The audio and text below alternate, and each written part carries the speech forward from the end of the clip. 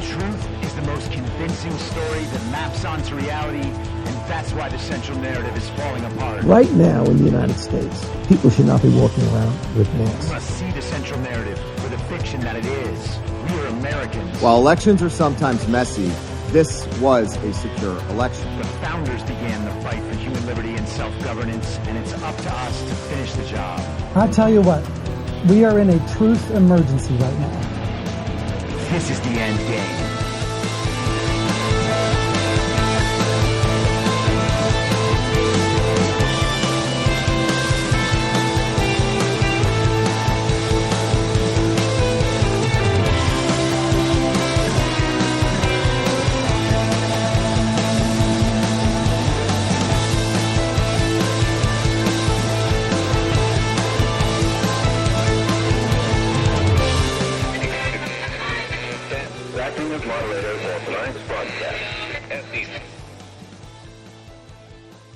Immensely seductive. Quite sure he's right. Obsessionally neurotic. Pretty dangerous, in fact. Do you mean you doubt your powers to convince him? Worse than that. What I'm afraid of is his power to convince me. Let us never tolerate outrageous conspiracy theories. Say it! Say it! All right, I'll say it. We're talking about putting a manifestly irresponsible man on national television. Sweetheart, be reasonable. It is Wednesday, January 15th, 2025, the 1456th day of dystopia. I'm your moderator, Chris Paul. Let's be reasonable. 1,456 is a big, big number for days of dystopia. It is almost the last number. It should be 1,460 total, but there's always overtime. Maybe we'll get into some overtime. We'll find out on Monday, I guess. Or maybe we'll find out earlier. Maybe something will happen.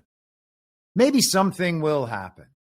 And we're going to talk about maybe something happening very briefly in just a moment. But first, I want to talk about more fakery. We talked about the surprise party on, Monday. And then I talked about it a bit last night with my friend Burning Bright on our show Badlands Story Hour. And you may have earlier in the day today seen a clip that I pulled from that. I'm,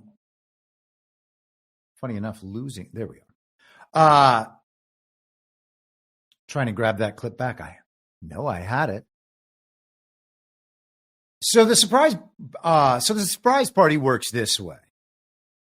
This is how we laid it out. So there's a couple. The woman is throwing her husband or boyfriend, or man throwing his girlfriend, wife, whatever. A surprise birthday party. So we have the surpriser. We have the surprised, and then we have all the guests. All the guests are invited. They're going to come to the surprise birthday. At the arranged time, the surprised will arrive, and then all the guests will jump out and say, "Aren't you surprised?" And they'll say, "Yes, I am quite surprised." Except what often happens with surprise birthday parties is someone finds out that they are about to be the star of a surprise birthday party. They'll be at work and the person will say, "Hey, I'll see you, Friday afternoon at the bar." When the surprise party is supposed to be, and the surprised will immediately realize, "Oh, wait, someone has planned something.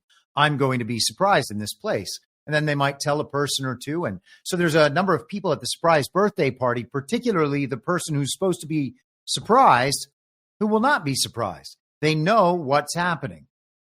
The person who is being surprised is no longer surprised, and other people who are meant to do the surprising already know they're not going to be surprising anyone, but they play along anyway.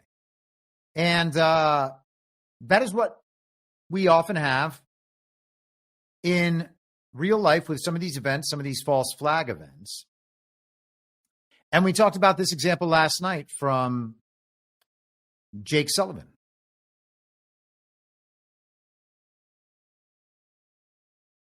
One last word, which is, I hope this is my last time at this podium, at least for a little while. I don't mean that in a negative sense. I mean, the only thing that would bring me back is an unexpected event in the next few days, which, as you all know, is totally possible given everything you've seen over the course of the past years.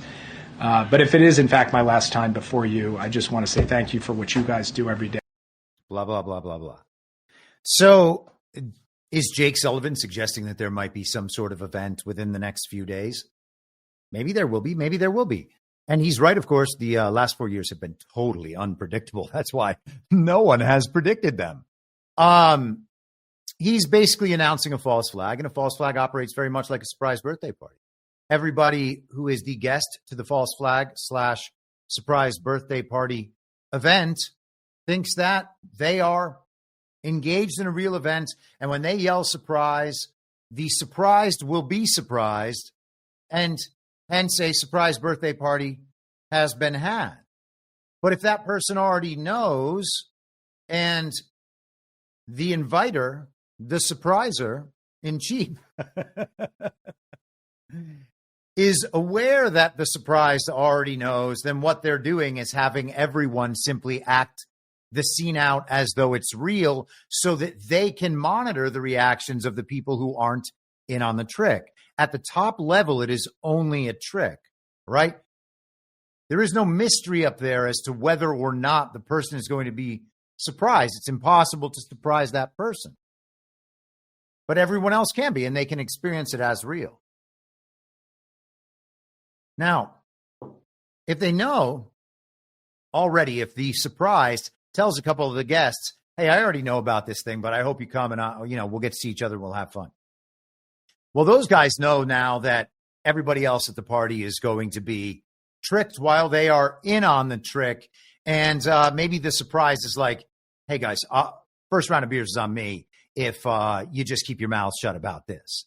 Okay? And now we have the essential relationship between politicians at a higher level and politicians at a much lower level who are involved somehow in pulling this ruse on everyone else. And they will stand to benefit some marginal degree from them. Okay, so we talked about that example on Monday and then discussed it a little more last night. And I was talking to somebody yesterday who has a Hollywood experience that at least in the kind of our social circles and activities had some rough similarities. We had knowledge of the same parts of the Hollywood lifestyle in some respect. So I said, hey, you remember this time in, maybe it was like the 2006 to 2010 period. It could be a little earlier, a little later, a little longer, a little shorter. But I think it was about that. 2, 3, 4 years, second half of that decade. There began to be this phenomenon where when you would go out to a nightclub, particular nightclubs, of course, in one part of the nightclub, they would be filming an episode of a reality show. And so they would have an area of the club's VIP sections. Most places would have either one or they would have a few spread apart with different vibes and experiences throughout a venue. I remember there was the one I think probably did it the most, at least at first, was this place called Ladue that would have the reality show The Hills filming there all the time. And they would always have the same table, like this owner's table, always on the same night of the week. And over there, they would be filming scenes for the show. They would be filming people interacting as though their interactions were real. And they were somewhat spontaneous, but mostly scripted. You're going to talk about this, and then you're going to respond this way because you know how this has been going on and this has been going on. Well, I think you're probably not going to like this one. So maybe there's some tension there that you guys want to explore. That kind of thing. That's what a reality show is, okay? It's not a window into real people's lives. It is a commercial for a sort of lifestyle. And it's supposed to make you long for what the television characters have while feeling that your life is somewhat similar to theirs. You have a personal bond and a personal connection. Okay, so at some point in the night, the crew would have already had their stuff set up. Or, sometimes maybe they just came right in because they were following them around town. I think it was probably more like that for the most part. But they would come on in, lights would go up, they'd be in this corner, bottle service and everything, like they were big club VIPs. It would all go over there, everything on film. And then they would proceed to do their scenes. They would have different conversations. It would be this person or that person's birthday party. There would be some celebration. They would have these special guests, whoever was in town. Oh my gosh, it's this person's friend, this guy. And so what you have is a scene that will be shown on television of real people playing a characterized version of themselves, simulating a real scene that has commonalities with their actual life, but is nonetheless scripted, that they will spontaneously act out in kind of an emotional back and forth that is already designed, okay? And then if you step out one level from that, they are being displayed on TV as partying, while at a real party, but in the eyes of everyone else at the real party, they are simulating partying. And they know they are simulating partying because what they're actually doing is filming a scene, and all of them know they're filming a scene. None of them are confused about partying rather than filming a scene. Now, some of them are maybe just along for the ride, and they're mostly there to party, but they still know that they're filming a scene, and so they will act in accordance with the fact that they are filming a scene.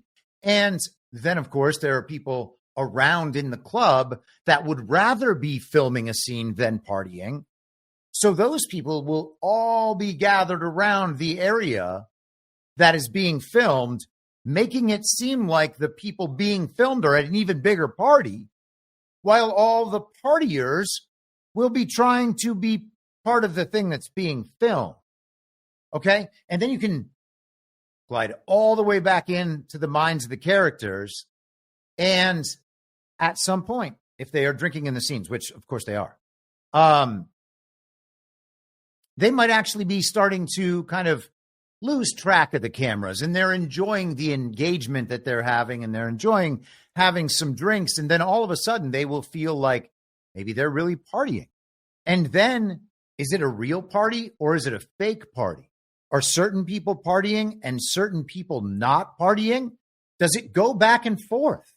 It's certainly a fake party in the eyes of the people who know it's being filmed, and it's a film production being filmed. The producers of the show, the editors, whoever's going to deal with that, marketing people, whatever, in the future, will never think of what they're watching as a party. They'll watch it as a series of scenes composing a television show that they are going to send out onto air, and people will either watch it or they won't. And they'll respond well, or they'll respond poorly, or they'll not care at all. And so you have a real thing and a fake thing totally intermingled to the point that the lines between them get really, really blurry. But here's the thing. That might be really complicated to figure out if you had to always be right in one direction about each and every aspect, all right? It would be impossible. You can barely make it through all the iterations, as I just described. And you got to remember there's 400 different perspectives in the outdoor patio of this nightclub where the scene would be filmed. So who knows how many permutations of that there are. But you have the real thing and the fake thing right next to one another, totally intermingled and indistinguishable. But in a zero trust environment, understanding total fog of war and that all our information is unreliable, do you step forward and make a positive claim about what you know? This is this way, this is this way, this is this way, this is this way, this is this way. Or do you say, well, I can see that this problem is imbued with levels of fakery and dishonesty that are absolutely impermeable. So I am going to step back and step back and step back and take this from the highest perspective possible, which, you know, in this case would be the film producers and the people working with the finished product, for instance, of this television show. To them, it's just a television show. Okay? And so I understand that there are real experiences happening at every point in that chain, but from the top level, it's just a television show. And since we can't inhabit the mind or the perspective of God, then we should at least try to see what this thing is in toto, in reality, for us. That seems to make the most sense for me. And at that point, then you cannot deny the fact that part or virtually all of this scenario is fake. And therefore, you can't just go responding to every bit of it as real, especially if the only response is emotion, complicity, and obedience. I hope that makes some more sense above and beyond what I've talked about over the past couple of days. Shannon Bach, now a monthly supporter. Thank you very much. Okay, everybody still seems to be on board. Nobody being like, what the hell is he talking about? Okay, wonderful. Let us continue. Okay, so I say all this first to deal with Jake Sullivan's announcement of a potential false flag. Now, is Jake Sullivan actually announcing a potential false flag? What does it mean to announce that something is potential? A warning? A way to wash your hands of responsibility in some way because I said, hey, I told you it could happen. It's confusing in this respect, certainly. Jake Sullivan may not know, does not know. I mean, first of all, let's back up one more step, okay? Jake Sullivan does not work for a real administration, and that's not a real press conference. Jake Sullivan is putting out public messaging in the middle of an information operation, and decisions about false flags and the communications about those false flags won't be, that's not stuff that's going to be generated by Jake Sullivan so much as it will be information communicated through Jake Sullivan. So Jake Sullivan's role in that regard is not that interesting. Will there be a false flag? Jake Sullivan is not deciding. And a hint there, a warning, a calm to their people. Hey, I know you've been asking for something disruptive. We've got something disruptive. Just chill out, wait for it, see what it is. Now, let me make sure someone commenting on Truth Social was correct about this. He said that, and indeed he is correct, that Martin Luther King Day this year is Monday, January 20th. So the same day as inauguration. Wow. Imagine they wanted to pull a racial stunt, a racial false flag. Fake news is future history. Put this one down in the storybooks for all time. The Martin Luther King Day resistance to Orange Hitler Donald Trump. I don't know that's going to happen, but I can imagine from the viewpoint of the people who write these sorts of things that that's got a decent ring to it. That's something you can sell in a newspaper 50 years from now or 100 years from now. And gosh, with people's attention spans 10 weeks from now. These are the kinds of stories I think that they want to make. If that sort of thing happens, I think it will be some support for the ideas that I have expressed over the past few weeks about what's going on here broadly. Let's see how we want to line this up. That's that. So I've been paying some attention, not a ton, but some attention to these Senate hearings that we've had over the past couple of days. The Senate, of course, is totally illegitimate, but we've had hearings for now Pete Hegseth yesterday.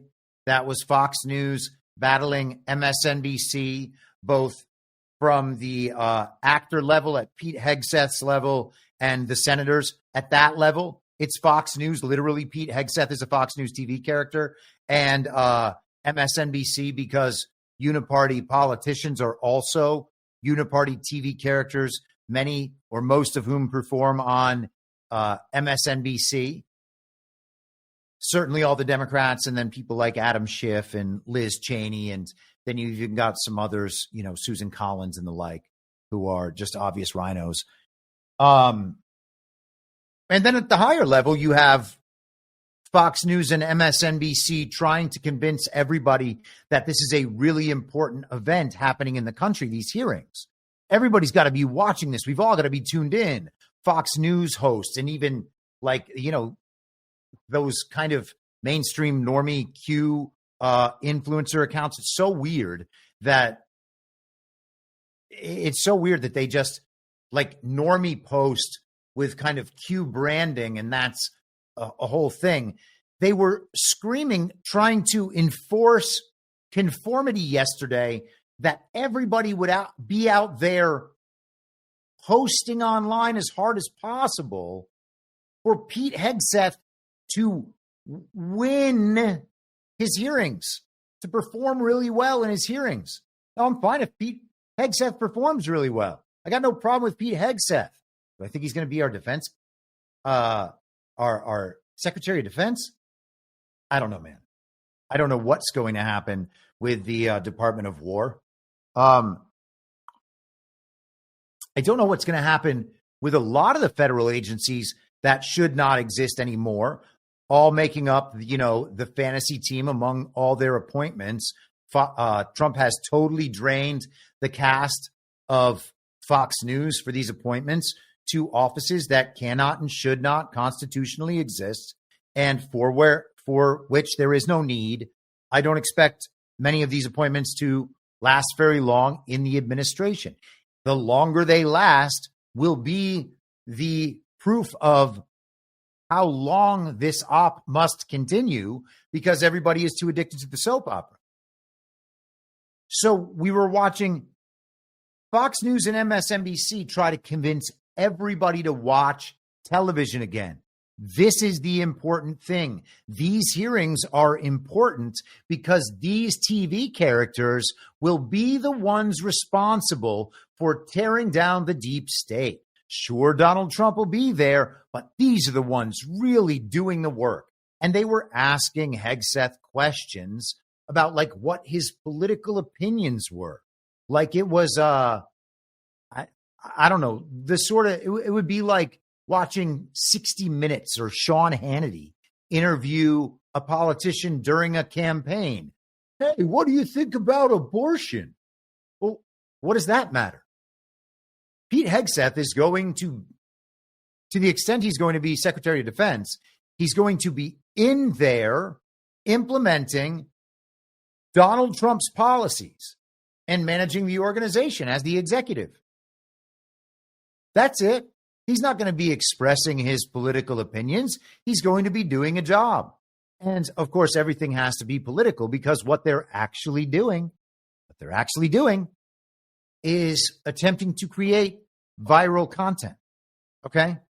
So there may be people in the gallery who believe that they are watching a real Senate hearing with a legitimate Senate asking real questions to a real nominee, and the nominee's answers to the senator's questions has some bearing on whether or not that nominee will be approved to become part of Donald Trump's administration. Donald Trump really doesn't need to ask for their permission, and he certainly doesn't need a vote. If any of them want to not consent, then they should just stand up and declare that they do not consent to the person going in. Let's get straight to it. Advise and consent. Do you not consent? Fine, raise your objection. But they're not raising objections. They are repeating stories in the fake news from a few weeks ago as though they were all proven true, and Pete Hegseth is guilty of a crime. So to the extent that they believe they're participating in a real thing, they're still doing it on false premises that they know to be false. Susan Collins went through a series of questions, or not even went through a series of questions. She went through a long soliloquy on the Havana syndrome in her interrogation of John Ratcliffe, and she read it all off a card. Are we supposed to pretend that Susan Collins knows something important about Havana syndrome? It sounded like she was just executing an information op for the CIA, pushing a fake news story. I don't know if Havana syndrome is fake news or not, okay? I could imagine that they want to cut off some other disclosure, whether it's about energy weapons or something else, by presenting the entire thing as a massive problem and major health concern to the public before the other disclosure comes out, so that people will have react backwards to it, right? React in an already inverted fashion because they've already had certain narratives seeded. I can imagine that. But the idea that Susan Collins is some kind of authority on Havana syndrome seems preposterous. So she is, in fact, asking other people's questions. And they're all asking other people's questions. And you've even got Adam Schiff in there, who's committed crimes against the country, is in the Senate because of a fake election. He was brought into the Senate early, and now he is asking questions about the fake news that he planted 8 years ago. So how many levels of fakery are we dealing with in the hearings? It's quite a lot. It's quite a lot. And again, none of them, of course, have been legitimately elected. And I believe that it was Kamala who swore them in. There's no authority there to do that. Did someone else do it? Maybe. Are some of them legitimate? I guess it's possible. I don't really see how. I don't see how it's possible that any of them are legitimate. And that's going to have to be resolved. You know what? That makes me want to get to something from yesterday, and I don't know if I'm going to be able to find it quickly enough to be able to do it. But man, oh man, Bannon was good yesterday. Let me see here. Oh, there were a couple of things. This one I'm going to mention later. You might have heard me mention it on Badlands Story Hour last night. That one's important. Hold for processing. I really do like this. So if I'm able to find it quickly on YouTube, then, which means I can effectively scan the transcript. Steve Bannon did an interview with Politico, and I would highly recommend that interview to everyone. I thought it was extremely interesting listening to Steve Bannon lay down how it is and how it's going to be is something I enjoy very much, because you can call me crazy if you like, and maybe you'll be right. But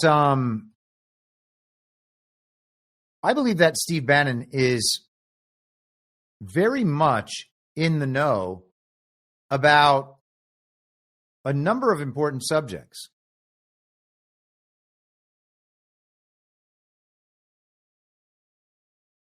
Okay. Great. So let's start here. Steve is talking about Susie Wiles versus John Kelly and the difference in style and how they're going to interact with President Trump, who kind of knows how to do things his own way and just wants to hear from everybody and manage the ideas around him in kind of more of an open and decentralized space rather than getting information directly from the authoritative source, assuming that's the only thing that matters, and then saying yes or no to the authoritative source, and it's your job to decide how it wants. These are totally different ideas. One of them is the centralized fashion. One of them is the decentralized fashion. And operating in a decentralized information environment where you hear an unlimited variety of perspectives is obviously the best way to analyze the information that is available and hopefully then make the best decisions. That's why I try to proceed that way in as much as I can. And Bannon, I think, is much closer to the head of that stream, let's say. Okay. I don't know that he has the president's ear on a day-to-day basis, but I feel reasonably assured that he is still very much involved at some high level and understands the long-term plan. And the people he interacts with and has on the show, I think that it's not a hard sell. If you don't believe that, I'm not going to try to convince you, obviously, but I think you'd be missing something in that case. Anyhow, this is from Bannon yesterday in the Politico interview. Listen to what he says about the elections. President Trump's President Trump. He's in his 70s now. He's got a house style. And one thing people should know, he's always trying to get input from a wide variety of people. People who the public doesn't even know, just to bounce ideas off him. He's always seeing how it plays in the room. He's very good at judging what people are thinking and where the country's going. This is one of his superpowers. And so and I think Susie's smart enough because you've seen already on the campaign and so far in the transition. She doesn't try to go John Kelly on you. She doesn't try to hermetically seal the president because he can't be hermetically sealed, particularly now. Given that he knows 2020 was stolen, he came back in 2021. In those first couple of dark years when even Rupert Murdoch said we're going to make him a non-person, President Trump has gone up the learning curve of confidence in his own judgment and confidence in policies and also people that will have his back. So there's still going to be total access, I think, at one level to President Trump because this is just the way, this is his house style. I think she is going to have a little more management, so it's maybe not quite so chaotic at the staff level. Although I will say, particularly in that first year, all the benefits of the economy and foreign policy, the peace and prosperity of 19, those seeds were sown with Reince Priebus and the team, with all the fighting that went on. They were all sown in 2017. That's why this first 100 the days of thunder next week, the first 100 days, the first 6 months, and the first year, to me, are everything in this. Because the seeds of peace and prosperity that President Trump is dedicated to bring back, it's all going to be sown there. That will all be where it's either sown or where it's not sown. And so that's where this fight the next year is going to be so intense. Now, to be clear, I know this has been slipped in a couple of times. There's been no evidence of widespread fraud in 2020, but I don't want to look back. Let's keep looking forward. Hang on. I know this has been slipped in a couple of times. It's like, I can't let you get away with saying that 2020 was stolen. They still won't do it. And they always say, let's not try to relitigate the past. Let's look forward to the future. This is really a conversation about the future. Don't you really want to have a conversation about the future? The American people, they're concerned about the future. They want to have a conversation about the future. The conversation about the future starts in 2020 and then begins backwards from there. Hang on. Ho. Look at Jack Smith's. If there's no thing of widespread fraud, please hang on, Dasher. I understand you've got a legal thing you have to do. I appreciate that. But why is the J6 committee having people go to the White House and beg for blanket preemptive pardons? Right? Why is Jack Smith and his team quitting early and also talking to people about pardons? This has to be. Well, they're worried about political persecution in the same way that you have claimed that that's an issue. Hey, if they just thought it was political persecution, they wouldn't be worried. They're worried This has to be totally adjudicated. You have to adjudicate 2020. You have to adjudicate J6. You have to adjudicate the vast criminal conspiracy against President Trump. And on this one, we're absolutely adamant. President Trump needs to do this for this country, not for himself. You see last night, the Jack Smith thing's a nothing burger. Total nothing burger. Well, look, see, President Trump himself has said he wants to look to the future. So let's keep doing that, because otherwise we're going to get off the rails real fast here. President Trump does want to look to the future. He says his retribution will be peace and prosperity. That doesn't mean that some of his colleagues that understand what they not just tried to do to him, but did to this country has to be adjudicated. And this is going to be a big effort, I think, of people trying to get President Trump on board to do that. Like I said, President Trump is not a vindictive person. President Trump is not someone that looks for revenge, but we need to do this for the country. And you should know there are elements of President Trump's coalition that are absolutely adamant that this has to be done. This weaponization has to be taken out root and branch from this government. So you say he's not a vindictive person, but you do want to see. So Bannon's still all about 2020, not going anywhere. Not going anywhere. It's never going anywhere. All of Con Inc. is going to die on this very hill. They have tried to stave off the 2020 discussion, the fact that our elections are fake discussion, now for well over 4 years. The most based and red-pilled out there, still not prepared to actually adjudicate 2020. What will happen? What will happen? They've lied about elections now for 4 straight years, every year, making sure that elections are doubled down and tripled down on, blaming election losses in fake elections on MAGA. 2022's red wave, bye-bye, MAGA. That's your fault. For Dr. Oz, as we watched him get beaten by the Fetterman. Even the Frankenstein version of the Fetterman beat Dr. Oz.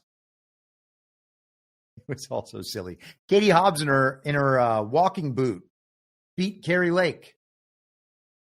And they just went dutifully along with it. By the way, just to point this out, thought it was kind of funny. Bannon, Days of Thunder, Badlands Story Hour, 6 weeks ago, Days of Thunder. How about that? Dig it. I love Steve Bannon. He mentioned Jack Smith there. We can mention that quickly here as well. Let me see, where do I have it?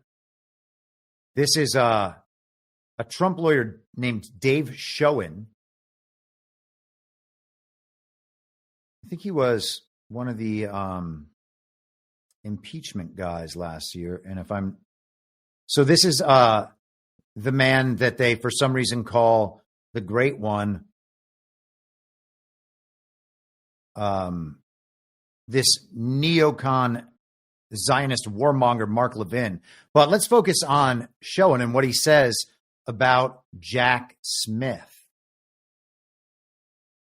And weaponization of the Justice Department that we've spoken about.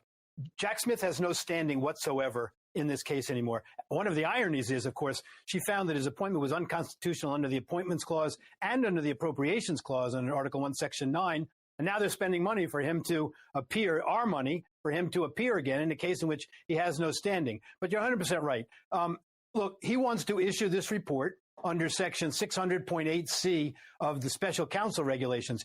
He doesn't exist based on her order. So the Special Counsel regulations would never be triggered. And under Section 600.8C, it's only supposed to be issued after the conclusion of the matter. That matter has not concluded. Now, you know, their response in the U.S. Court of Appeals for the 11th Circuit is, well, on second thought, we won't publicly expose the report on the Florida case. We will about the D.C. case, and we'll show the Florida case report to certain senators and congressmen. Well, we know where that's going to end up.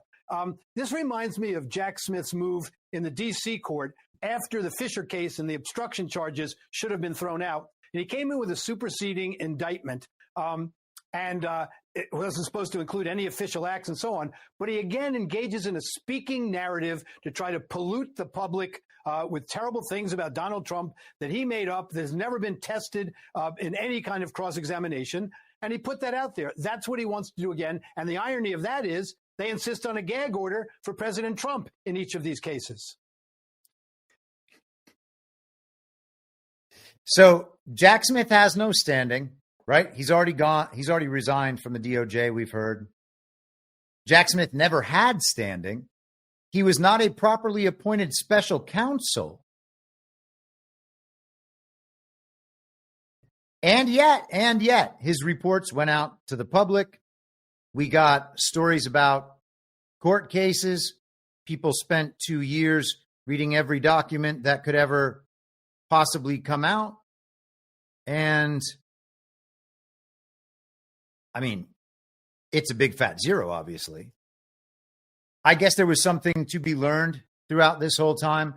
Many of the cases against Trump, it's always worth remembering, are fully reliant on the 14th Amendment, which is not properly ratified. So the entire thing, again, every element of it, some part of each element, as we went through the other day in Donald Trump's Truth Social post, is fake and illegitimate. And if you can see that all of the elements are fake and illegitimate, and you're still going to call the main thing real because the state is doing it, then all you're doing is groveling. All you're doing is groveling. Because what you're actually saying is the state can do whatever it wants, even if it lies to me the whole time. And people in MAGA did that while saying they were fighting the deep state, and calling people crazy for questioning it, by the way. Can't stand up to your government because you are lower than them. You are a subject. The government is your king. The state is your God. Grovel.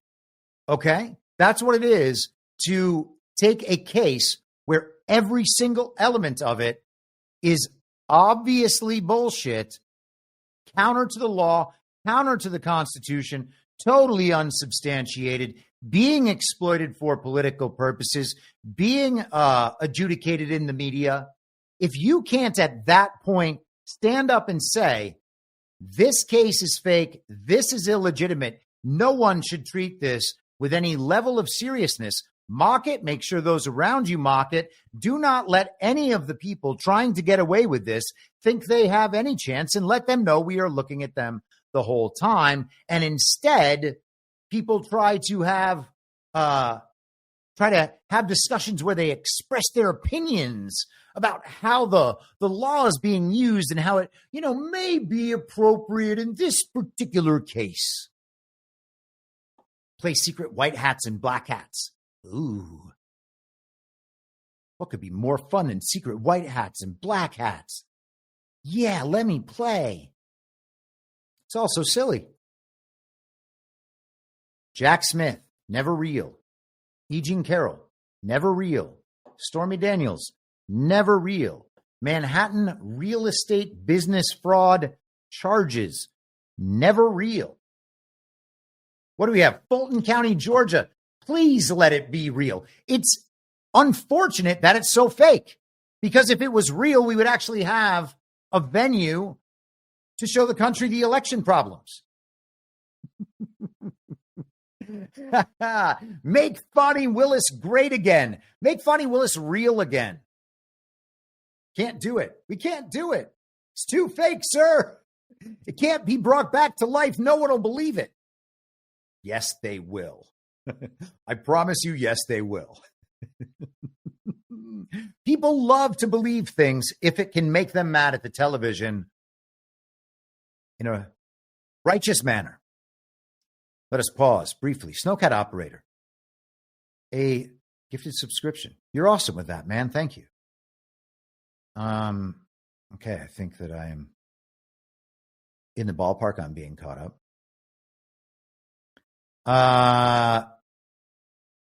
Italian Stellini says, maybe an unpopular opinion on this chat, but Bondi is greater than Gates.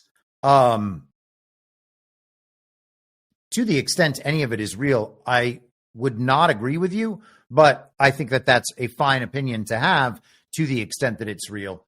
It's important to remember that it's not real. Yeah, You can like her. Anybody can like anybody. It's great. Let's take a look at Pam Bondi, actually, because I want to make a point about shifty old Schiff here and the sham January 6th committee, because it is a sham. It was a sham the whole time. It was improperly formed, not according to the House rules. There was never a ranking member from the minority party, and the minority leader did not choose the members. Nancy Pelosi chose Adam Kinzinger and Liz Cheney to be on her little team. Now, Adam Kinzinger, I think, is a dark horse for one of those like dark horse, totally under control, secret white hat guys. I think that would be hilarious. And then I guess, hey, man, Cheney, who knows? Maybe she's bringing down pops. I actually kind of think that might be true about George W. Bush. But let us continue.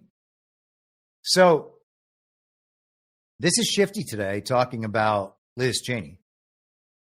Sitting here today, whether you are aware of a factual predicate to investigate Liz Cheney. Senator, no one has asked me to investigate Liz Cheney. That is a hypothetical. The president has called for it publicly. You are aware of that, aren't you? No one has asked me to investigate. But the president Liz. has We're called, also worried about Liz Cheney, the Senator. President has you know what we called for should this. be worried about? Ms. Bondi, please answer my questions. California right now you are is aware, through the roof. Ms. Bondi, Your robberies are 87% higher than the national average. My question average. is this. That's what I want to be focused on, Senator. Do you have the power to say no to the president? General. So, I think it's wonderful that she is overriding this clown show by speaking over Adam Schiff. Adam Schiff is not a legitimate senator. Adam Schiff should be tried for treason, assuming that what we know is true. And after 8 years or 9 years of following this stuff, I think there's people, and by the way, that's not for me, that's for the community following Adam Schiff very closely. And I'm sure some have followed him far longer than that. But I think that there is a broad and well-vetted body of knowledge that suggests Adam Schiff is clearly a traitor to the United States of America, to the extent that he even believes the United States is his country, and I'm not sure that he does. So she has no reason to respect him. There's none of them who can prove their legitimacy in office unless there is something I am missing, okay? If we are going back to the way that senators used to be named to office, if we are participating in the original form of the Constitution, then that's just fine. The Senate, as far as I'm concerned, is a nullity. I don't care about the Senate at all. So she does not need to respect them. He is asking her if she is aware of a factual predicate for Liz Cheney to be investigated or tried for her participation in the January 6th committee. And I think that he probably wanted to have her say something about the destruction of evidence. And there was a point at which, and I can't remember who it was, there was a point at which, and maybe it was Schiff, but not in that clip, where it was beginning to seem like they were going to start accusing the Trump administration of destroying evidence from J6 or from the J6 committee. That is pretty far-fetched. Maybe this is them trying to find someone to go after for information they weren't able to access.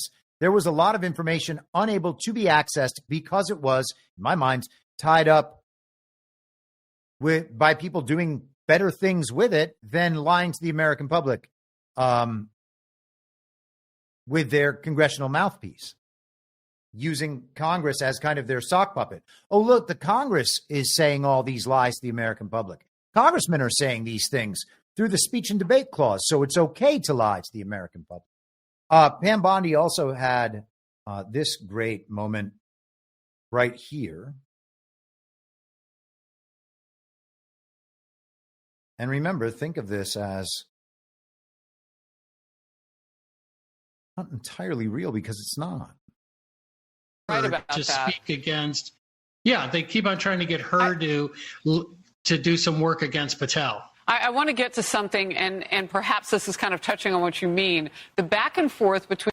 And for the background, the clip's not perfectly clipped. So he's talking about how the Pam Bondi hearing was used at many points to attempt to go after Kash Patel, who is the nominee for the director of the FBI.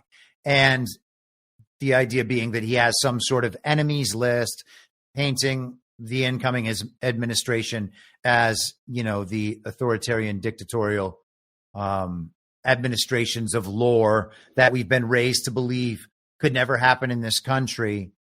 And they're going to sell. It could never happen in this country until right now. In fact, Donald Trump's doing it, even though we know what the last 4 years have been like, and we have seen on display exactly what that sort of regime would look like.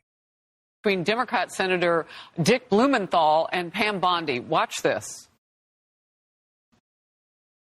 I have to say also, really troubled, deeply disturbed by some of your responses and non-responses to the question that you've been asked today. You have to be able to say that Donald Trump lost the 2020 election. You dodged that question when you were asked directly by Senator Durbin. You have to be able to say that January 6th insurrectionists who committed violence shouldn't be pardoned. You said that I have to sit up here and say these things. No, I don't. I sit up here and speak the truth. I'm not going to sit up here and say anything that I need to say to get confirmed by this body. I don't have to say anything. I will answer the questions to the best of my ability.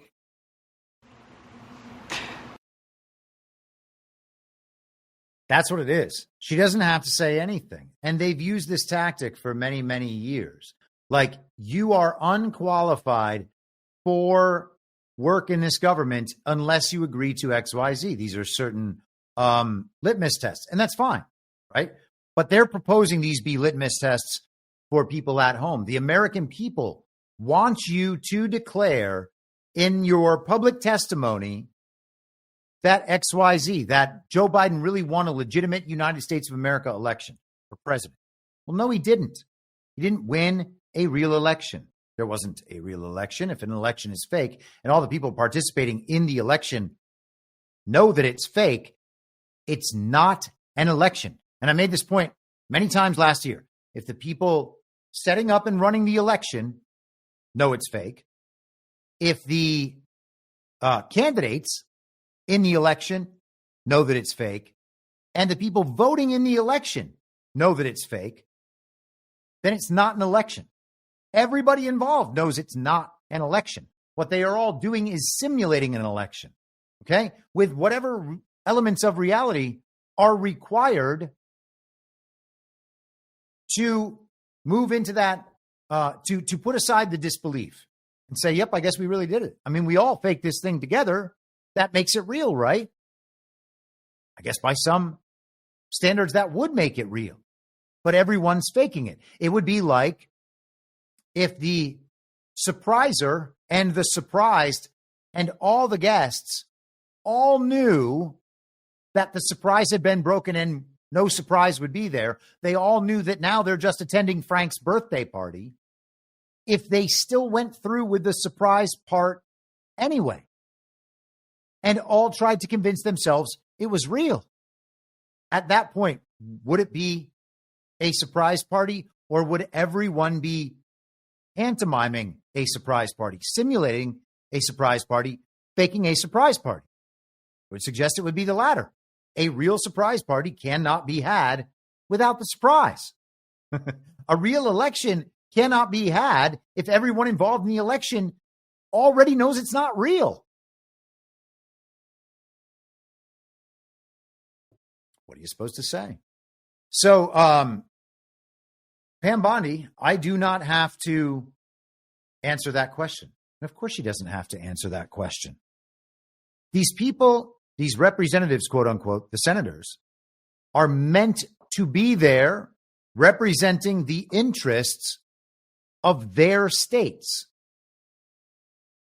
Do the people of their states want them asking an attorney general whether or not she accepts the results of the 2020 election? I thought we were supposed to be looking ahead.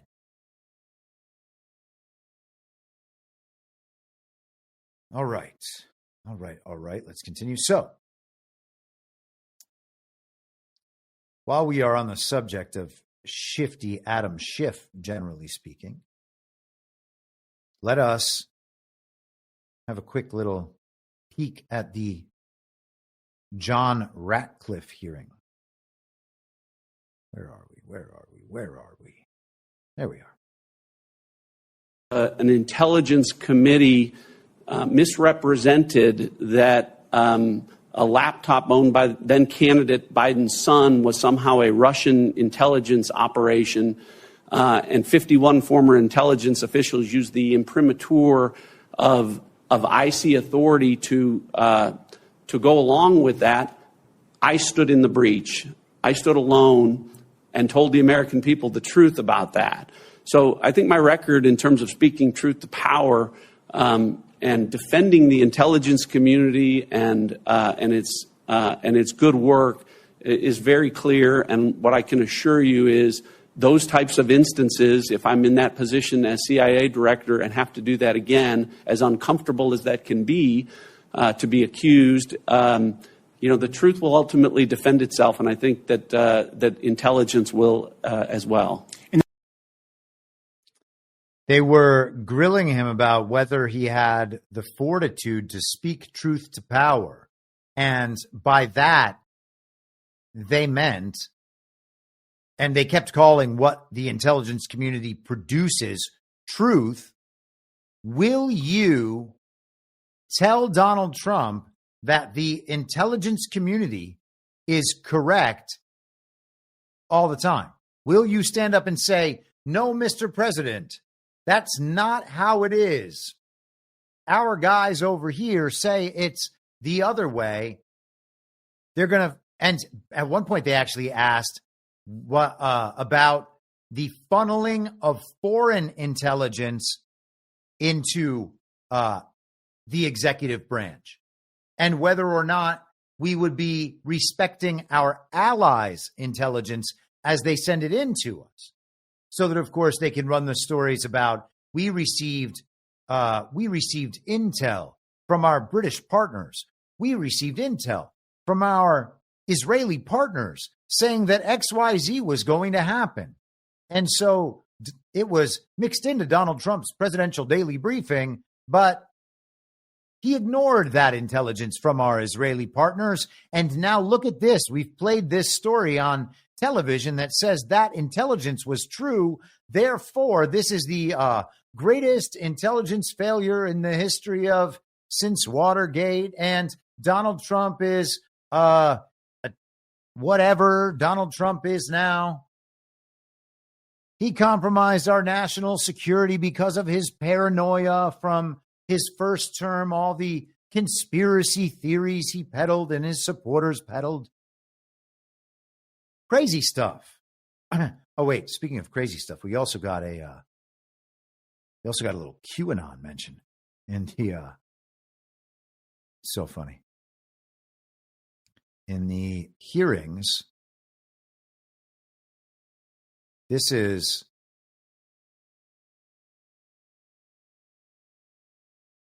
Sheldon Whitehouse, I believe, senator from Rhode Island, member of a whites-only Take a minute private off club. Senator Schiff, since I'm joking. Since he took an extra minute, I'm joking. Yes, you can. You wanted to say something to Senator Schiff?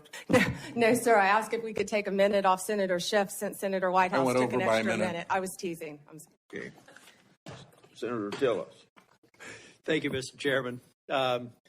Ms. Bondi, I wanted to come back, and I'm glad I did because I got another mark on my bingo card. QAnon came up. It's a little known fact, but the so-called... So, Tom Tillis, sorry, not Whitehouse. His bingo card, he never expected QAnon to come up. He's got another mark now.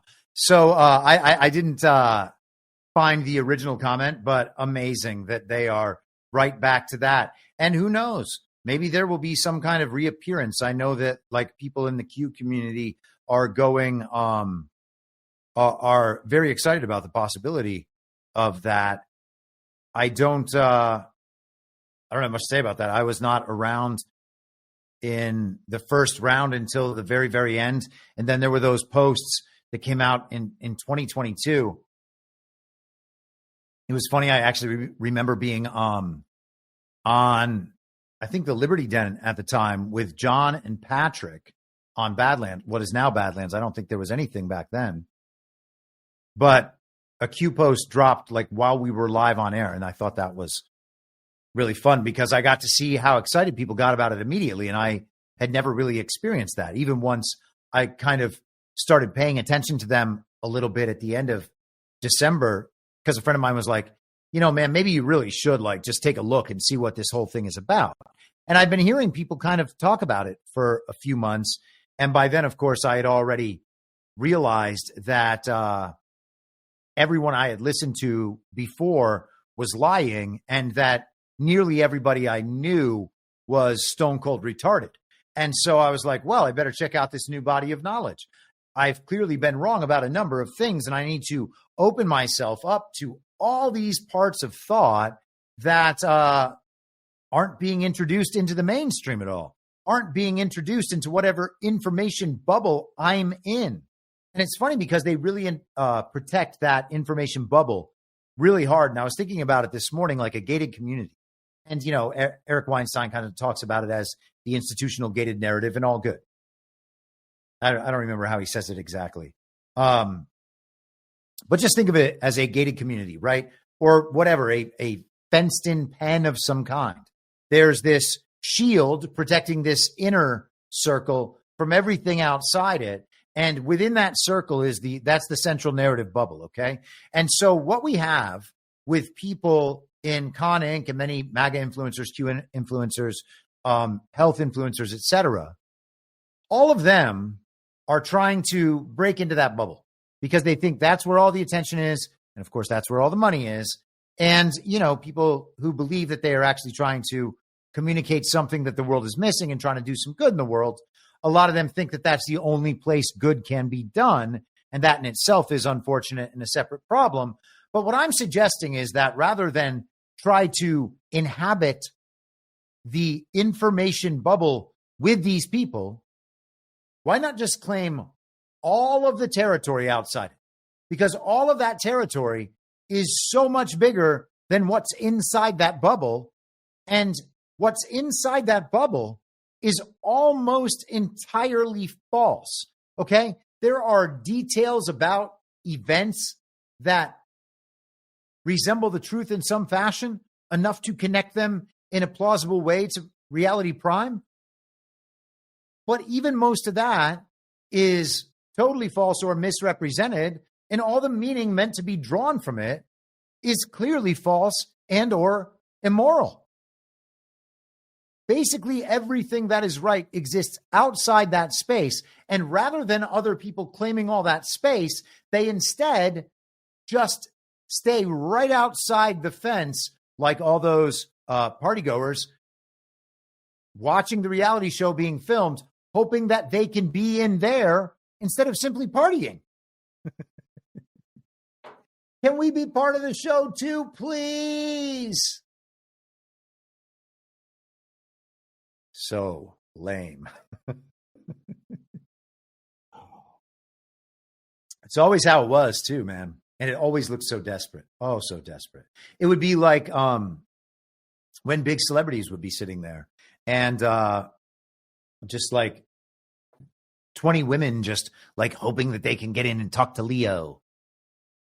So silly. So silly. I hope, you know, people live and learn. Okay. Oh, I just closed something that I realized now I need it open. Okay, so let me make sure. So we've done Ratcliffe, we've done Shifty.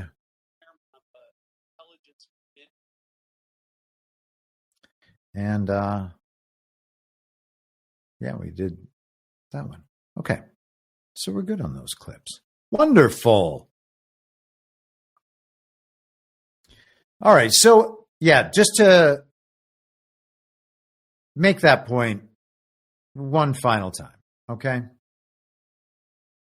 What we have are two sides who know that in part or in whole, they are putting on a display to shift public opinion, and they are primarily conscious of that. The people in these scenes are far more like the members, the cast members of the reality show filming a scene than they are like partygoers participating in a real thing at a real level.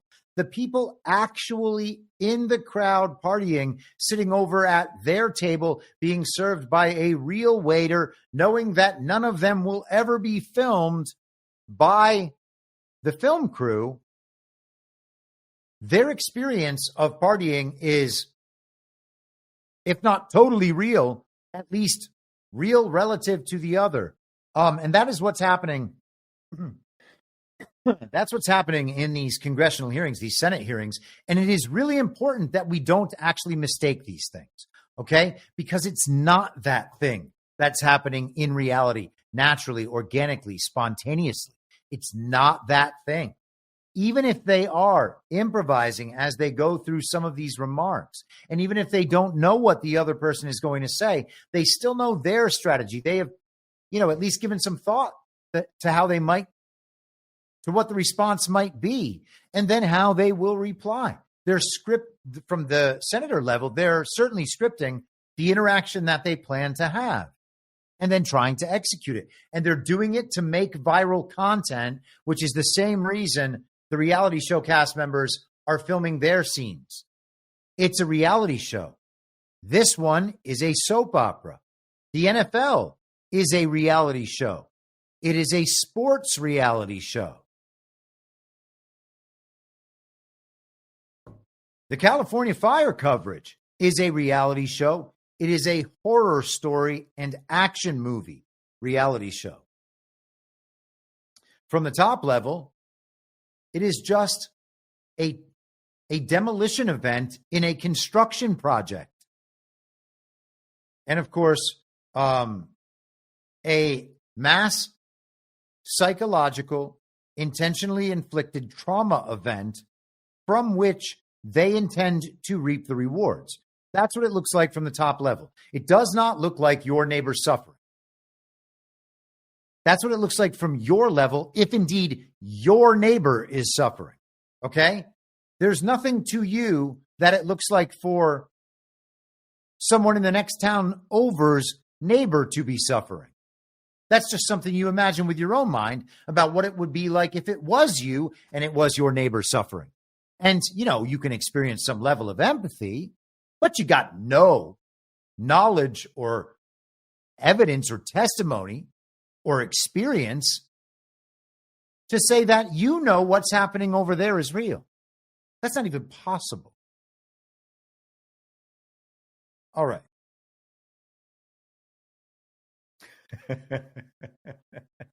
Funny interaction in chat. PJ Corrigan comes in. He says, sorry, I'm late. What did I miss? And Snowcat says he was saying it's all fake.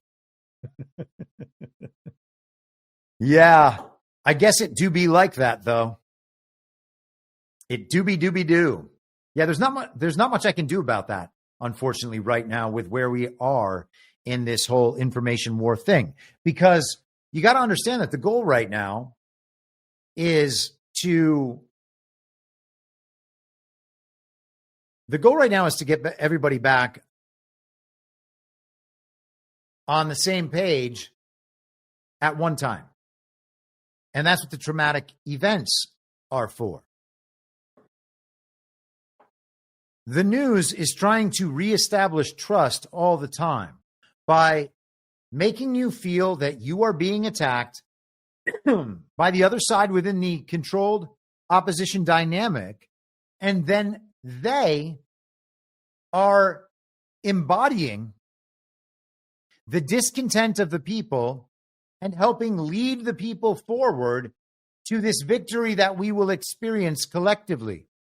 Fox News goes out there and says, it was a good day for Pete Hegseth. They play some clips of Pete slamming idiot Mazie Hirono or idiot Liz Warren or idiot Tammy Baldwin, any of these idiots. It's funny, Bannon yesterday was like, in that interview, he was like, man, there sure do seem to be a lot of women on the Armed Services Committee, don't there? And it's true. There do seem to be a lot of women. Why?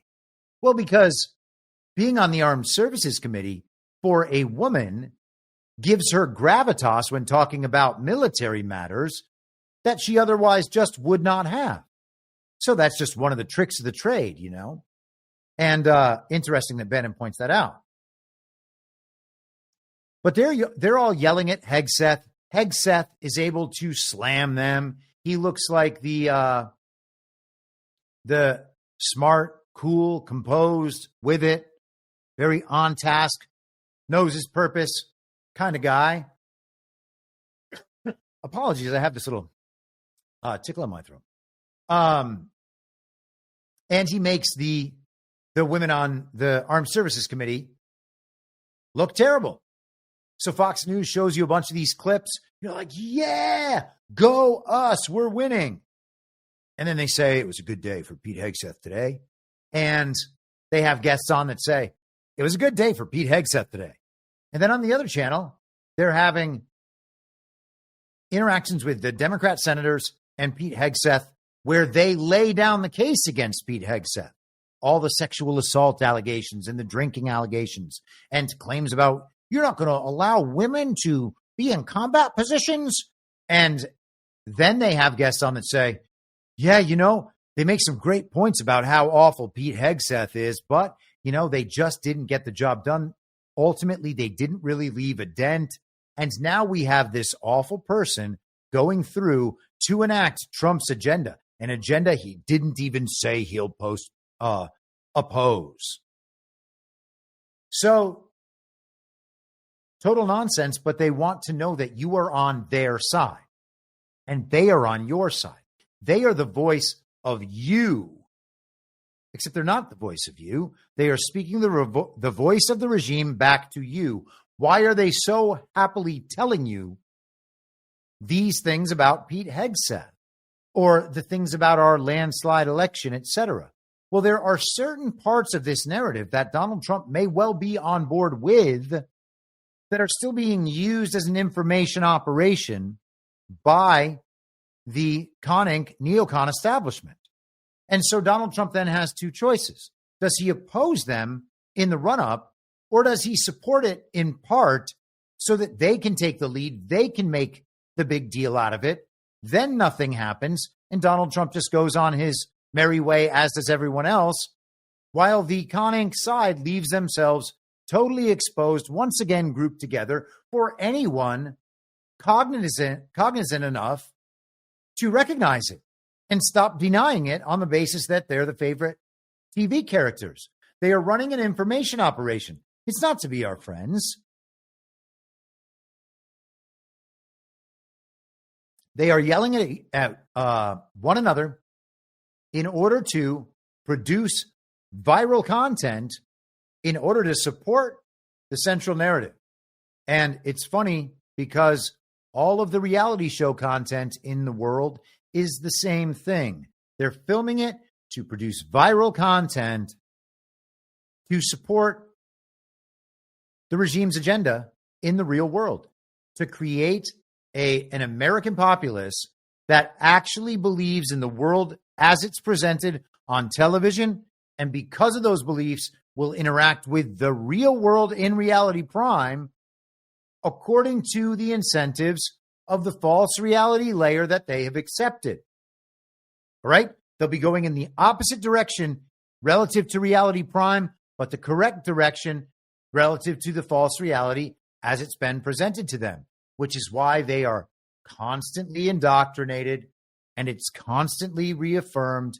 This is the way the world is. This is the incentive structure. This is the punishment structure. Conform to this and obey, and you will be rewarded, or at least your suffering will be diminished. If you can help us, if you can put all your effort into it and do something no one else can do, well, then you'll get rewarded massively. And all that will require is trading your soul. So what's happening is that they are filming a reality show. And we have talked about this from the Donald Trump level as well. And, you know, recognizing it is the only way to potentially get out of it. And if we want to have like a real government with a say in a real government, then we have to get out of it. Otherwise, all of it's fake, right? The money's fake. The institutions are totally illegitimate. Most of what the federal government pays for is not constitutionally part of the federal government, which is fine because, of course, they're not using real money. It's a farce through and through. And on some level, everyone engaged in the farce knows it. All we have to do is stop. If people stopped watching the reality show that was being filmed in the club, the reality show would no longer be filmed in the club. And what's happening in the club would then only be a party environment. The only people there who would be faking partying would be doing it in a decentralized fashion that is, you know, self-initiated to whatever degree it's not society's influence. You know, you can always play chicken and egg on that. When you are in a zero trust, fog of war, unreliable information only environment, the response can only be extreme skepticism,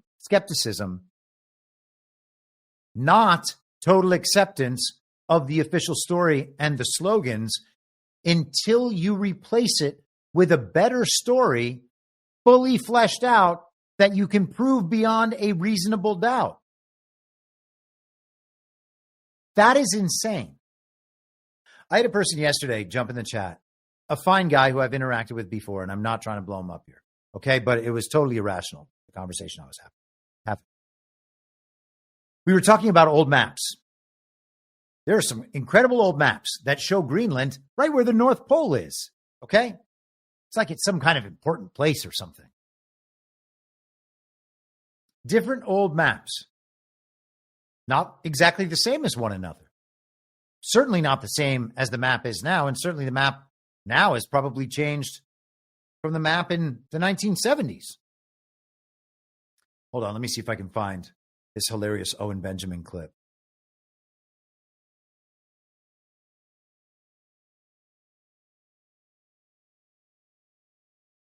Hold for processing. I know I have this from yesterday.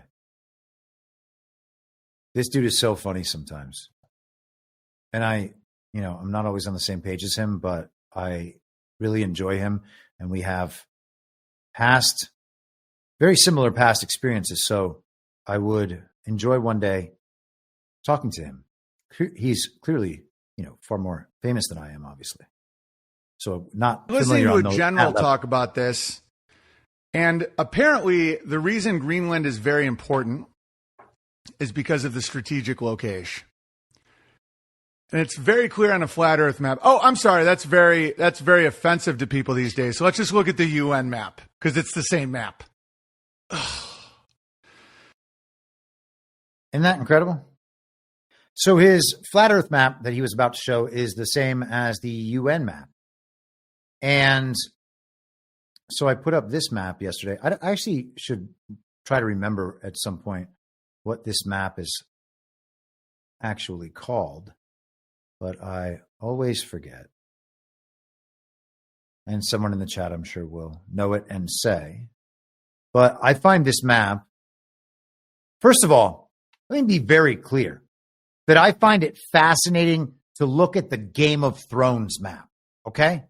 That's totally fictional, and I still like thinking about where all the lands are and how those might be parallels to what we deal with in today's geopolitics, right? So here's a map that has the world here.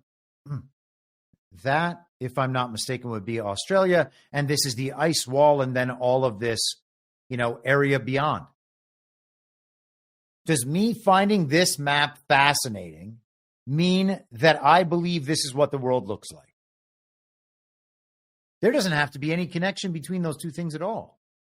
This map is fascinating to look at. This map shows the world to the extent that this map shows any world. It would show a world that does not exist to the knowledge of most people. That is not how most people believe the map of the world looks, okay? And if you said, is this a map of the world, they would say, wait, you mean our world? Well, no, that's clearly not a map of our world. I know what a map of our world looks like, and it's not like that. Let me see if I can find a map of the world. What is it? 2025. So let's look 1975.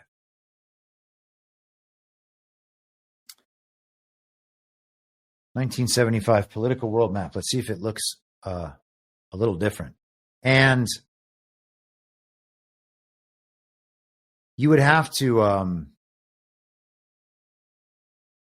accept, of course, that this hasn't been changed since then, and there's no way to know that that's true. But does it look different than the way things are displayed today? Certainly some of the names on the countries will be different, but is the way the world is laid out different? I mean, that's pretty well aligned with what we've become accustomed to over the years. And we are told that this is what the scientists say the world actually looks like. We've mapped the entire thing now. We know it's like this. I mean, it's not true that we've mapped the entire thing, I don't believe. What about this whole part down here? Is that all mapped? No, just there's no world treaties on anything except for Antarctica. They all agree about that. In itself, by the way, that is suggestive of the truth and reality of a one world global government.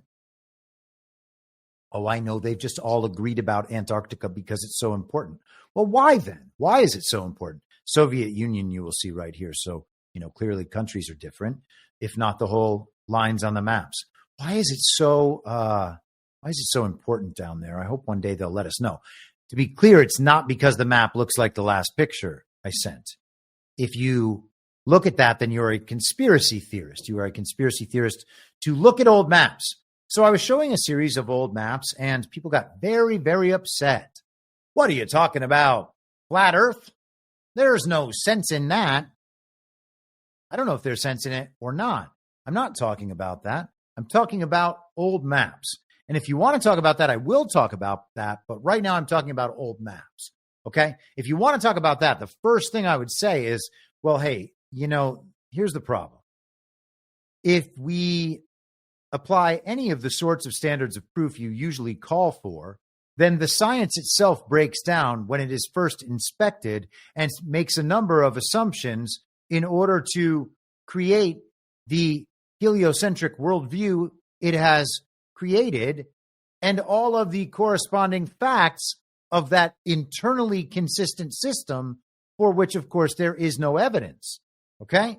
It happens to align with what we experience. That doesn't make it the only explanation of what we experience. Its alignment with what we experience does not make it true. It makes it a plausible explanation among other plausible explanations. If there is no reason above that to choose that one over another one, well, then it's just one among a series of explanations. That's not proof of something. Okay? So he said, oh, there's no sense in that. Okay, well, here's the thing.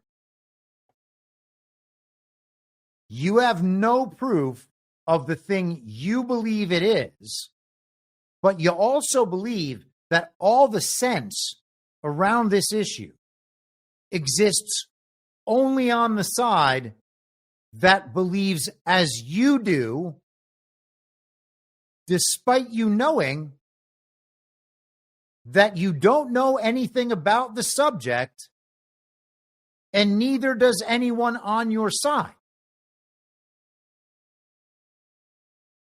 So you're saying that all the sense in this conversation is on the side of people who admittedly don't know anything about the subject and have never examined the other side and are gleefully protecting an effort coming from the wealthiest and most powerful people in the world to make sure no one ever talks about that one thing and is taken seriously.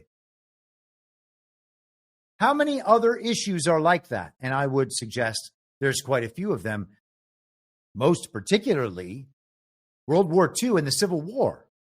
All right? People admit they know virtually nothing about one side of the argument, but they say there's no sense on the other side. Only stupid and crazy people look at that, or racists and homophobes and whatever.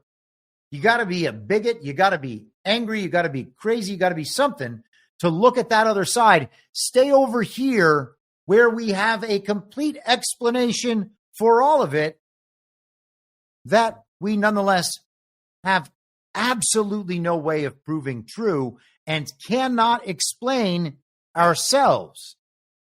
But for certain, someone else understands it.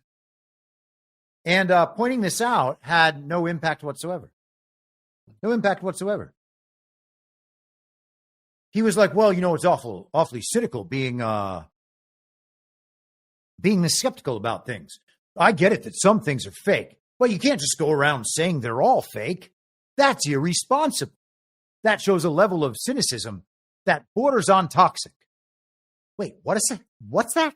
Like your idea that all the sense exists on the side of people who knowingly and admittedly don't know anything about a subject. And me pointing that out is proof of my negative character traits. I'm being cynical and negative and toxic because I'm the rational person in the conversation. First of all, that's just obviously gaslighting, but to the extent that they actually believe it, and they 100% do, that is a total inversion within the false reality.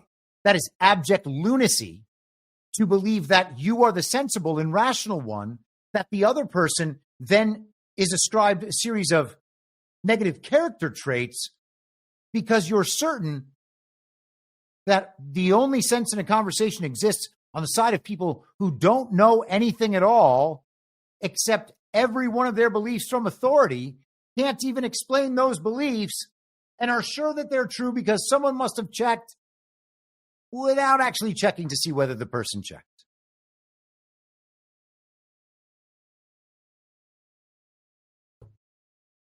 What's a person supposed to do about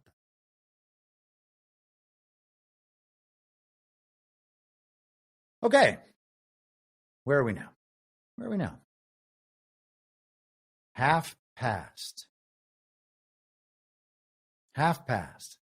It's funny doing these live streams so much now. There are never any questions or comments from any of you in the Substack. So I'm trying to keep an eye on the Rumble chat, and I hope that I am doing a fair enough job of that. Brain Strain again says he's weaning his mom off Fox. She picked Newsmax as her new fave. Well, people will arrive when they are ready. This is what I say to people if you're trying to get them to explore my show, okay? If they're starting to wake up and you're like, I know this person really wants to take this on and get into it, don't start them right now, all right? Figure out what issue caused them to wake up. Like if they had enough about immigration or the Afghan war or something, okay? You can go back and find old episodes from that time when those were the big issues, talking about those things.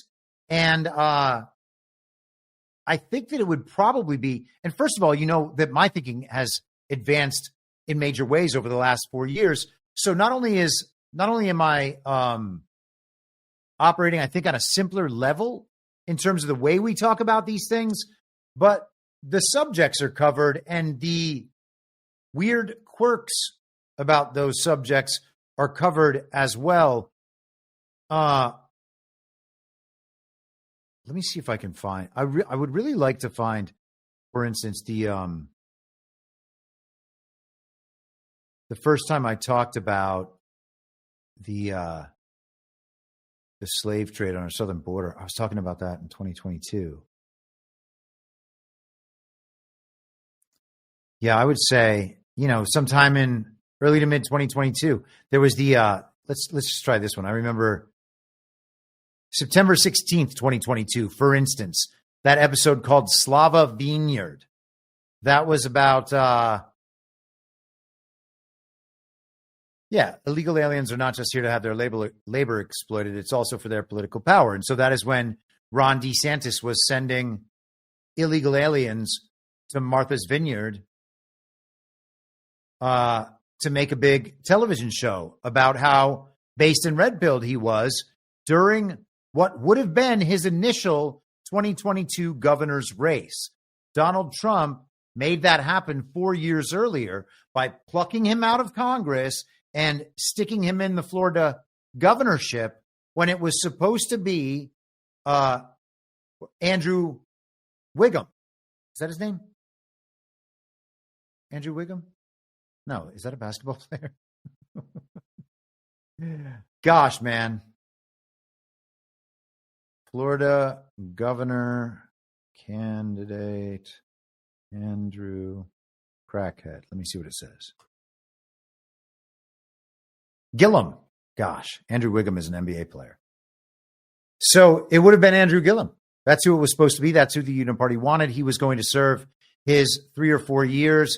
He was going to be the one locking down Florida during COVID instead of Ron DeSantis, who did, in fact, lock Florida down. And then between these blatant displays of conning, grifting, and Andrew Gillum's gay meth hotel room experience, Ron would have sailed easily into the Florida governor's office and then immediately announced his candidacy for 2024. They were on it. They were pushing Ron DeSantis for president. The info op was already set up from January 2022. All right. We talked about that when the DeSantis op was going on. But you can go back that far and hear me talking about the slave trade back then. And I think it's important sometimes, not only because it starts further back, but because it gives people the opportunity to see, okay, there actually were people talking about this stuff way back then. It's not true that the nation has just started finding these things out. They didn't just become reality and then the news reports on it, because it is really critical to understand that the news, even if it's not lying about a particular instance in all its aspects, when it's finally doing the limited hangout, when that information from outside breaks into the central narrative bubble and the central narrative has to respond, it's important to know that they had easy access to that information before, if only they were looking in the right places. Now, I'm not sure that, an 80-year-old woman is going to want to take on that task. So I don't know how old your mother is. Maybe she's not the perfect example of who this technique should be used with. But if someone's 35 and they're like, okay, all right, that's all bullshit. I see it's all bullshit. Started back 6 months, a year, Let them hear me talk about what the fake election was going to be rather than talking about how our election's fake, even though they can't even contemplate something like those dirty maggots claiming that the election Trump won is nonetheless a fake election. Yes, use the time aspect to your benefit. So, okay, we're in pretty good shape, I think. So we have congressional hearings as a reality show. We have Jack Smith's special counsel. Totally fake. Totally fake. Start to finish, totally fake. Very clear Jack Smith did not have standing. Does not have standing now. Everybody knows he does not have standing now. Proceedings are still ongoing. at least in terms of how they're being communicated to the public. Who's doing all that? And he never had standing from the beginning. So I ask you again, who's doing all that? But that's not all. Let's, we heard Ratcliffe mention the Hunter Biden laptop and the op behind that laptop and the people who lied about that laptop in official settings, people from the intelligence community who lied about that laptop in official settings, and in the letter from 51 former intelligence officials. Let's check in with Hunter Biden. Now, look at this absolute devastation in these pictures that look to be created by AI. You can tell me that that's real if you like. There's no reason why this has to be real, these pictures of total burnage. None of this has to be real. Just to be clear, I'm not saying it's fake. I'm just saying none of it has to be real. It doesn't look particularly real. You don't know under what conditions these pictures were taken. Where's all the drone footage of the California wildfires? There hasn't been too much of that, has there? Strange. So this is the New York Post from today. Hunter Biden artworks worth millions of dollars destroyed in LA fires. Okay. Now, Hunter Biden, he was doing his artwork out there in California while he was just hanging out, going through his trials and tribulations as his wee-wee was being exposed. I have no doubt that the Hunter Biden laptop contains within it a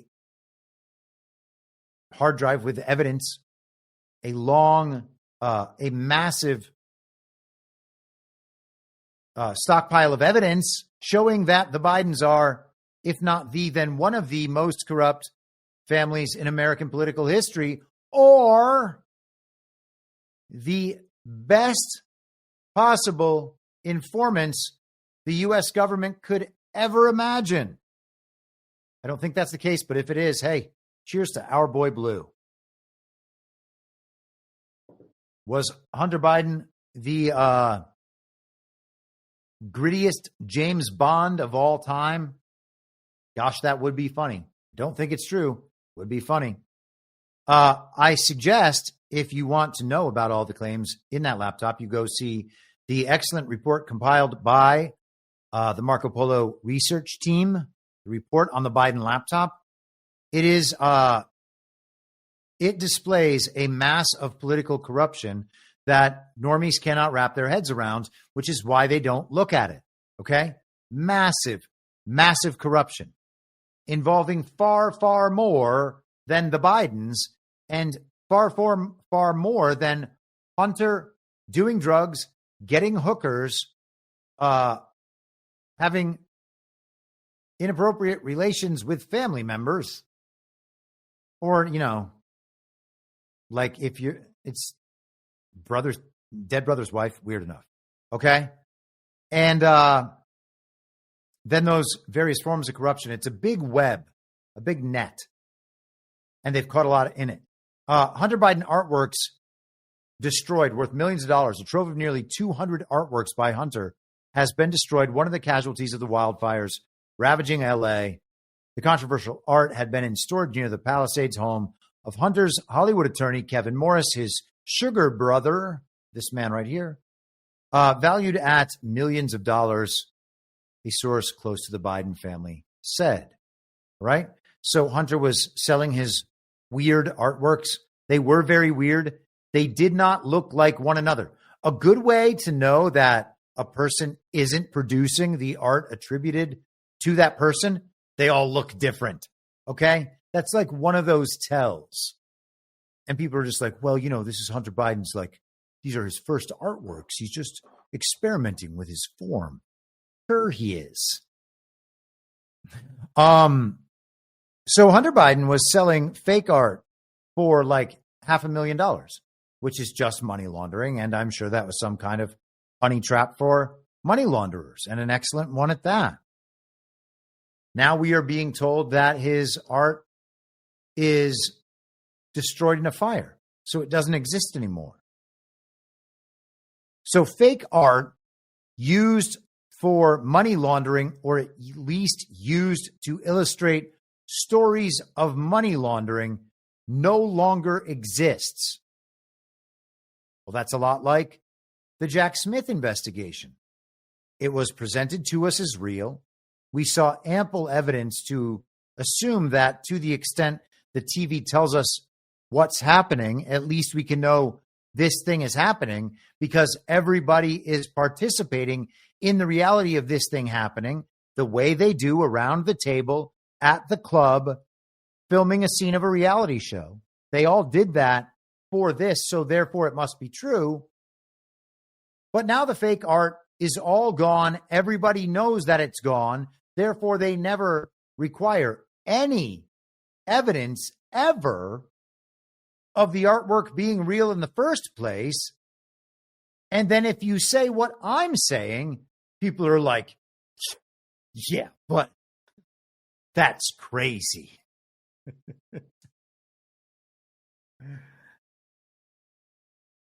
Is it?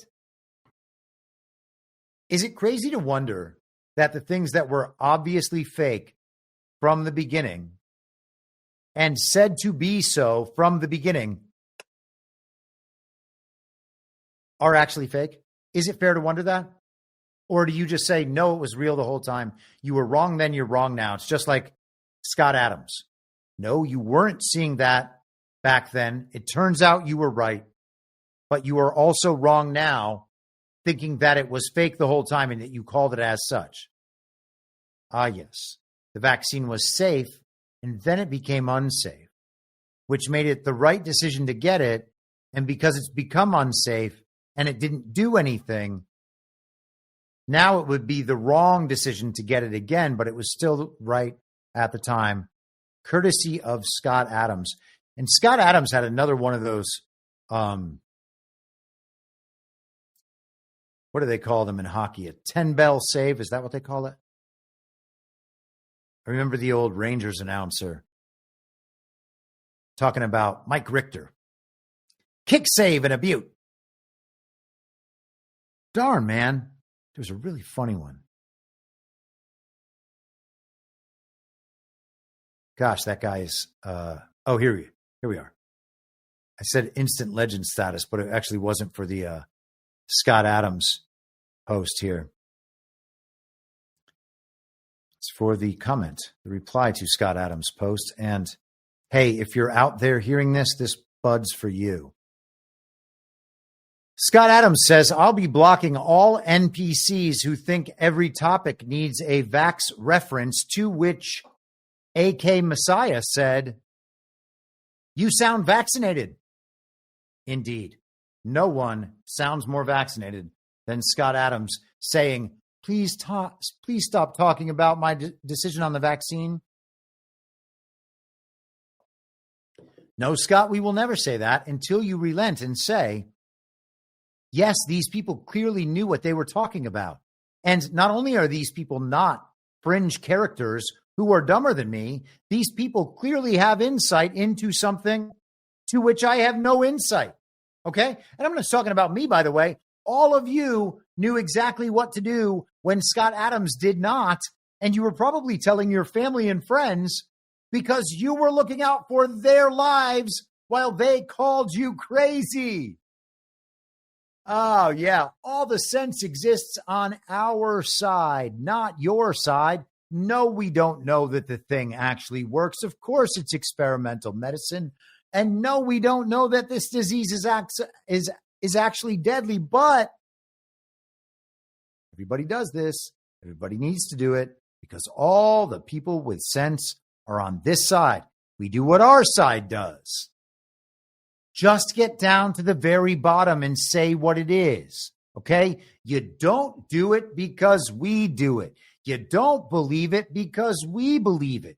You don't go along with it. You can't associate with us in terms of thought or belief or action or words because you do not want to be associated with us because people like you can get kicked out of the thing for associating with people like us. it's a hate movement. It's just a hate movement. All right. Now, there are still, I hope, redeemable communists out there in the world who might one day realize they're in a hate movement. And we can say to them, hey, commie, nice going you got there. Now, I understand you're in a hate movement. It's nice to see that you've recognized that. Try to come on out of the hate movement. You don't have to stay there. They're going to hate you exactly as you've hated the people who left the hate movement before you did. Okay, but it is a hate movement. They don't want to do it because you do it. They don't want to do it because I do it.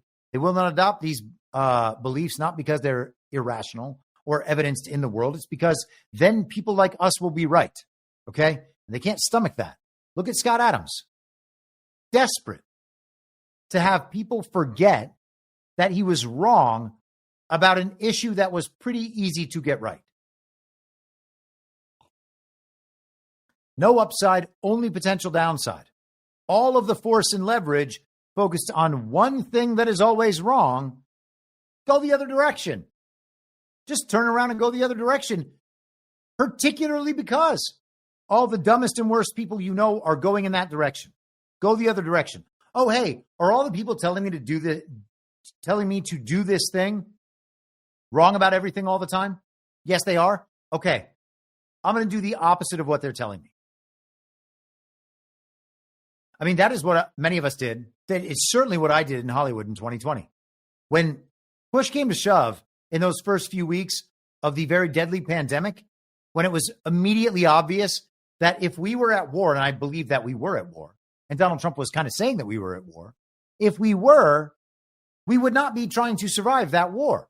The goal during war is to to protect your side so it survives the war and defeats the other side. And instead, we were like, well, we better figure out what these people who are attacking us want us to do, and then we should do that.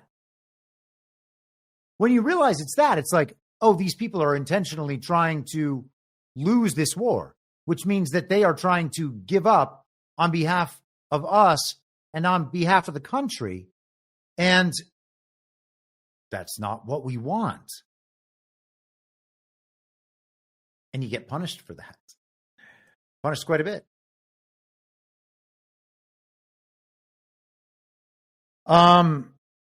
Okay, where are we? So we've got Hunter Biden fakery. The artwork never had to exist. There's no reason for it to exist now. If you asked for evidence, you would not be able to get evidence. Okay? There will never be evidence of it ever again. Somebody has Hunter Biden's artwork somewhere. Really? Whatever piece they bought, whatever piece they may have hung in their house was done through money laundering and will, be seized at some point. Maybe you'll see it in pictures. Maybe you'll see whatever piece of art is actually on that wall. It doesn't make it Hunter Biden's artwork. Things come into reality, things go out of reality. If a piece of artwork was created and then actually burned, it would have been brought into reality and then would have been brought out of reality. But you don't have proof that it was ever in reality, and now you don't need proof that it was ever taken out. The whole story began and ended. It is completed and resolved. So now it just exists as a fact of history. If people choose to carry it into the future in a system capable of carrying facts into the future. And that's all it is. It is nothing more than that. And it never was anything more than that because it was only ever a story. So let's go to Elon Musk.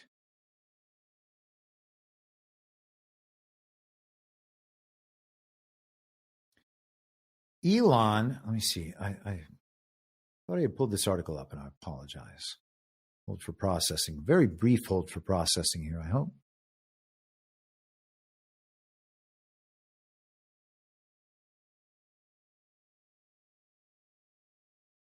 Let's start here, actually. This will work.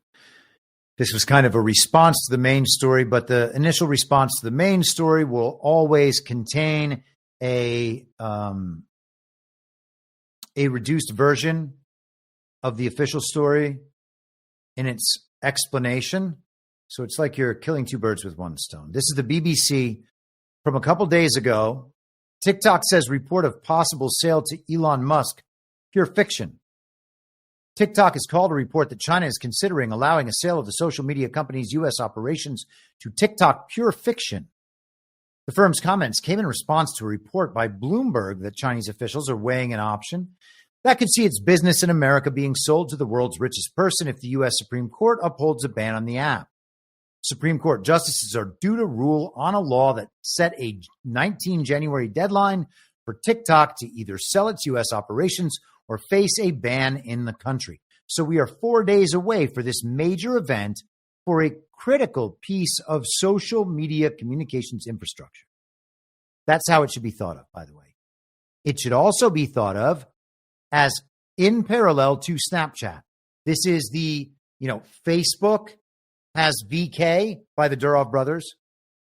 WhatsApp has Telegram, also by the Durov brothers. Twitter has Elon Twitter, so it has its own parallel, kind of. But there's also Truth Social and Getter and some others out there. YouTube has its parallel in Rumble, not quite all the way there, but it seems like it is positioned to advance pretty well. And we've got ChatGPT and the other AI models with a bunch of potentially uncensored AI models spinning off those. So we have this parallel. Okay? So this was the good twin, evil twin on TikTok, Snapchat. And you can also do good twin, evil twin on TikTok, though I'm not entirely sure it's necessary. People mostly hate TikTok because Donald Trump false started a Con Inc. narrative about how TikTok is Chinese, and Bannon ran parallel on that for a couple of years. Tucker is the one who publicized it. That should always be noted. But TikTok may well still be censoring in effect and in a real way, perhaps. But so is Twitter, and both of them may be controlled. Okay? What's important is the control, because the switch on the censorship, that can be flipped on or off at any time. And I believe that at some point it will be switched off, and then it'll be gangbusters, okay? The end of censorship is the beginning of the American Renaissance immediately. That's the moment. All right, but look at this as a parallel to Snapchat. So we are replacing a piece of evil twin technology with a piece of then good twin technology. And yes, it still has a ton of problems, okay? We're not getting rid of all the problems. Does it still read your biometrics? Of course it does. All right, it doesn't matter who takes that after that. It's weird, okay? So it's not that all the problems have gone away. It's just that now we have clear proof that possession and control over this thing has been switched. So this is happening in 4 days. 4 days, right before the inauguration. TikTok has repeatedly said it will not sell its U.S. operation. It doesn't matter, okay? Donald Trump did this in 2020. He had cover from the courts to say that wasn't allowed to happen. They wouldn't allow it. Well, how much leeway did our courts have to make decisions like that? Who knows what the exact case would be about, and who knows what Donald Trump simply implemented under his authority, under national emergency, in a time of war, as a wartime president and commander-in-chief who did not lose an election, okay? It did not simply step off into the background. We can see in countless ways at this point. So TikTok says it won't sell for these last 4 years. We are told that none of this happened for the last 4 years. It's happening anyway, and last year Congress, the illegitimate Congress, tried to, in illegitimate fashion, take responsibility for this by being anti-TikTok and letting the country know that they were on the side of patriotism. If people defend TikTok, well, that's defending the Chinese. And of course, they're going to try to do that with us eventually, right? And that's when we have to just stand there and be like, okay, commie. Do we have to play this game again? You going to tell me you know what's going on in China? No, you don't. You've been following China a lot these last 4 years, huh, Kami? No? Okay.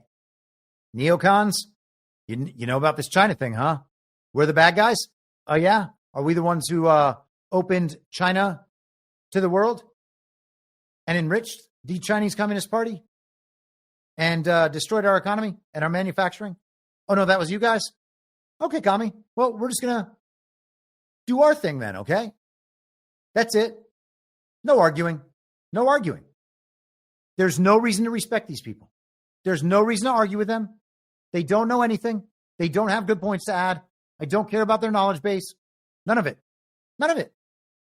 Until they admit all the other bullshit that they were wrong about, all the other stupid things they believed, well then, all of this maps onto reality in a way that makes far more sense and accounts for actual events that are visible in the real world rather than just their ridiculous fantasy land.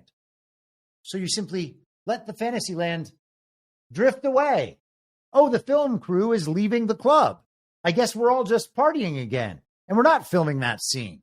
How about that? You can just let it go, and it goes. We can't be expected to comment on pure fiction. A TikTok spokesperson told BBC News. Good. Because you know what? They're right. Nobody's going to buy TikTok, just like nobody bought Twitter. Bloomberg reported, citing people familiar with the matter, that one possible scenario is being considered by Chinese officials. It would see Musk's ex-social media platform take control of TikTok's U.S. operations. So Twitter would take control of TikTok? X.com would take control of TikTok? They would combine? Oh. X did not immediately respond to the BBC. Musk is a close ally of Trump. Last month, Trump urged the Supreme Court to delay its decision until he takes office to enable him to seek a political resolution. Will they delay it? Probably not. Then his hands, nice and clean. But what happened? He did it in 2020, and the Supreme Court gave him the decision on a timeline for the narrative right now. What does that mean? What does it mean that the Supreme Court could decide something in 2020 and not give the public the decision until now? What does that mean? That they could wait 4.5 years to publicize a decision that they made in 2020.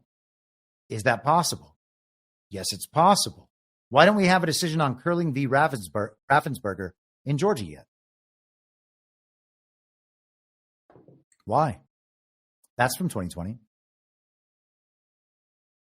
Why haven't we seen the full report of the Arizona election audit, the Maricopa County audit? Anyone? Nope, no one knows. That came a week after Trump met TikTok's chief executive Xu Zichu at his Mar-a-Lago estate in Florida. On Monday, 2 Democrat lawmakers, Ed Markey and Ro Khanna, also called on Congress and the president to extend the January 19th deadline. Joe Biden has no pull. Joe Biden's not a real president.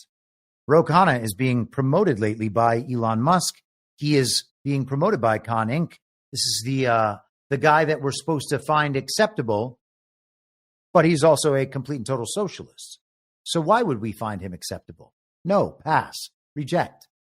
Ridiculous. During a Supreme Court hearing last week, justices appeared inclined to uphold the legislation and stick to the deadline. How about that? Whoops. No, I guess we got to do it. It's got to be right there in place before Donald Trump takes office. Chinese manipulation, First Amendment, blah, blah, blah. Okay? People who have no respect for the First Amendment do not need to be respected in their words about the First Amendment. Their calls for support of the First Amendment. None of that demands respect, none whatsoever. Okay? Now, in 2022, at the beginning of 2022, what was it, March, April? So nearly 3 years ago now, we had the first inkling that Elon Musk was going to, quote unquote, buy Twitter. And immediately at that time, I said, Elon Musk is not buying Twitter because that's impossible.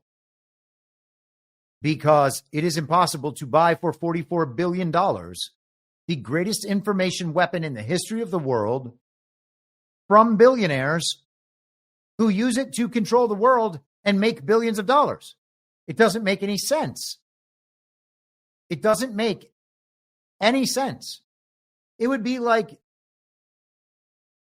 giving away your house for 1/zillionth of its worth. How do you calculate that? Something priceless, possessed by a multitude of powerful people and some private investors. You know, it was on the market, not manipulated at all, especially by itself. Imagine having a tool, having a stock on the market that was capable of manipulating itself and every other stock. That's what Twitter was while it was on the market. Okay, it's an information weapon developed by the DOD, run by the DOD, developed by DARPA, whatever, run by the CIA, it doesn't matter. All U.S. national security and state infrastructure, all of that regime owned and operated up till some period in the recent past. So I said, well, Elon Musk is clearly going to be the face of that thing because that is a Defense Department operation that we're being told is being sold in a normal exchange facilitated by the SEC for $44 billion. Elon Musk is collecting investors. One of them just happens to be Al-Walid bin Talal, who had like $5 billion in before and has $5 billion in after, even though he was wrapped up completely by Mohammed bin Salman in 2017, his fortune seized. So there was absolutely no way that that story overall was going to be real. It was never real in part. It was never real in full.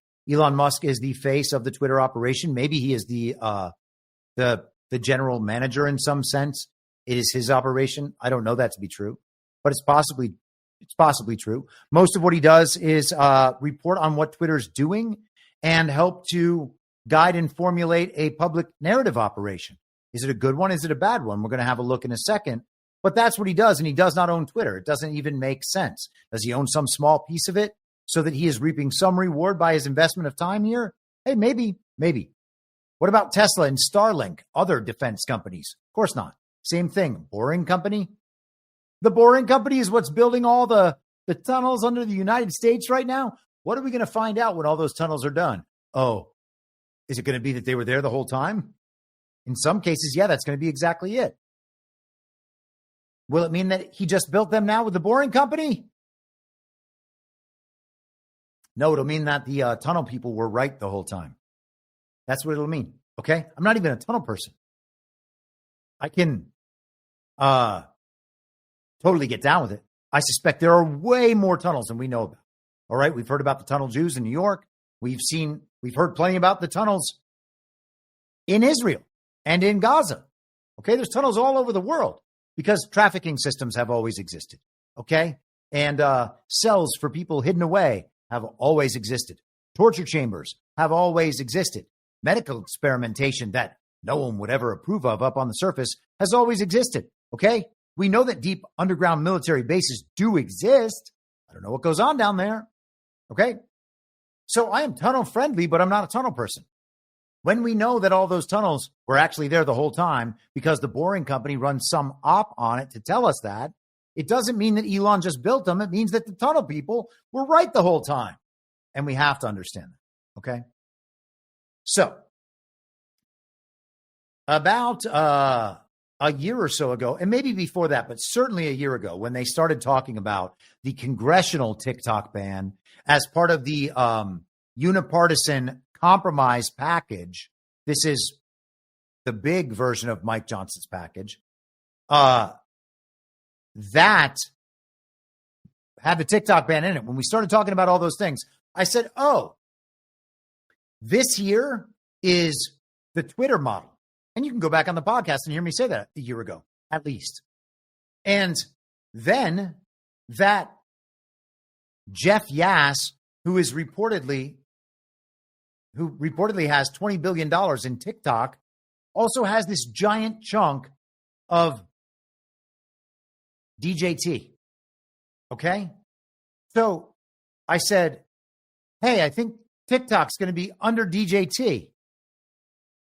And then I bought more shares of DJT, as one would.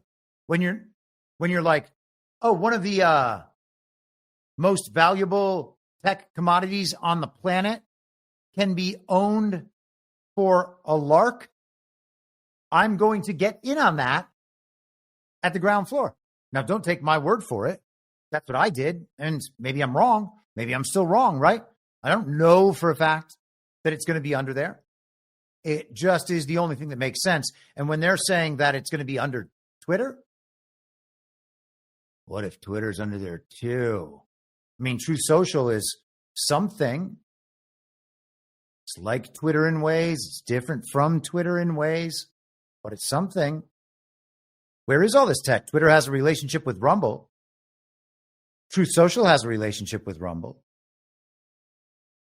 The Rumble Cloud does the cloud computing for Truth Social. I've been saying it on the podcast for a long time. Here we have it now, beginning to sprout.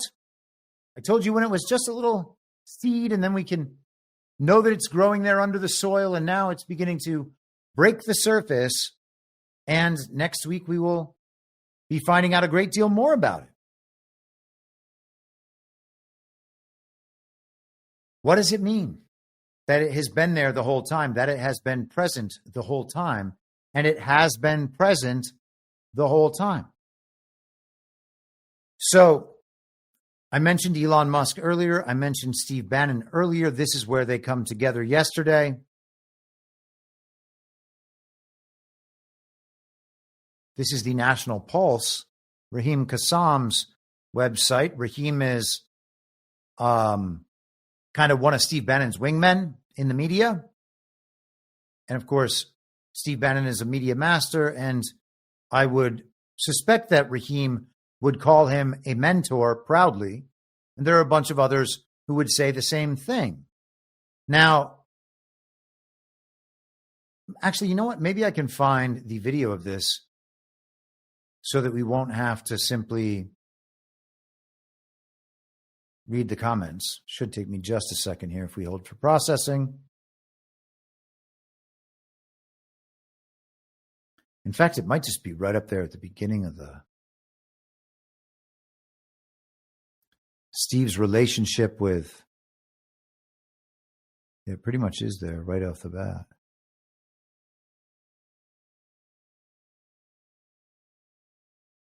All right, let's just do this. This is perfect. Here we are. The hold for processing has concluded. As soon as I put this up properly. Ah, cool. That video is not going to work that way. Well, now we're holding for processing again. What a disaster.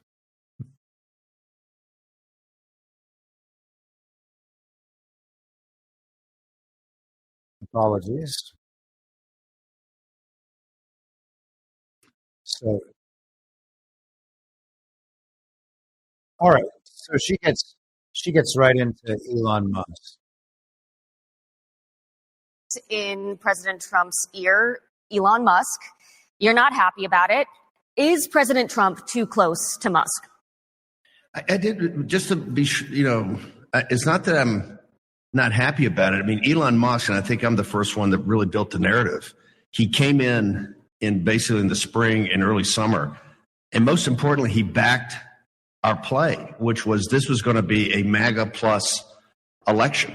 A base plus these dissident moms at the school boards. And people have been trying to moderate President Trump even on the campaign trail.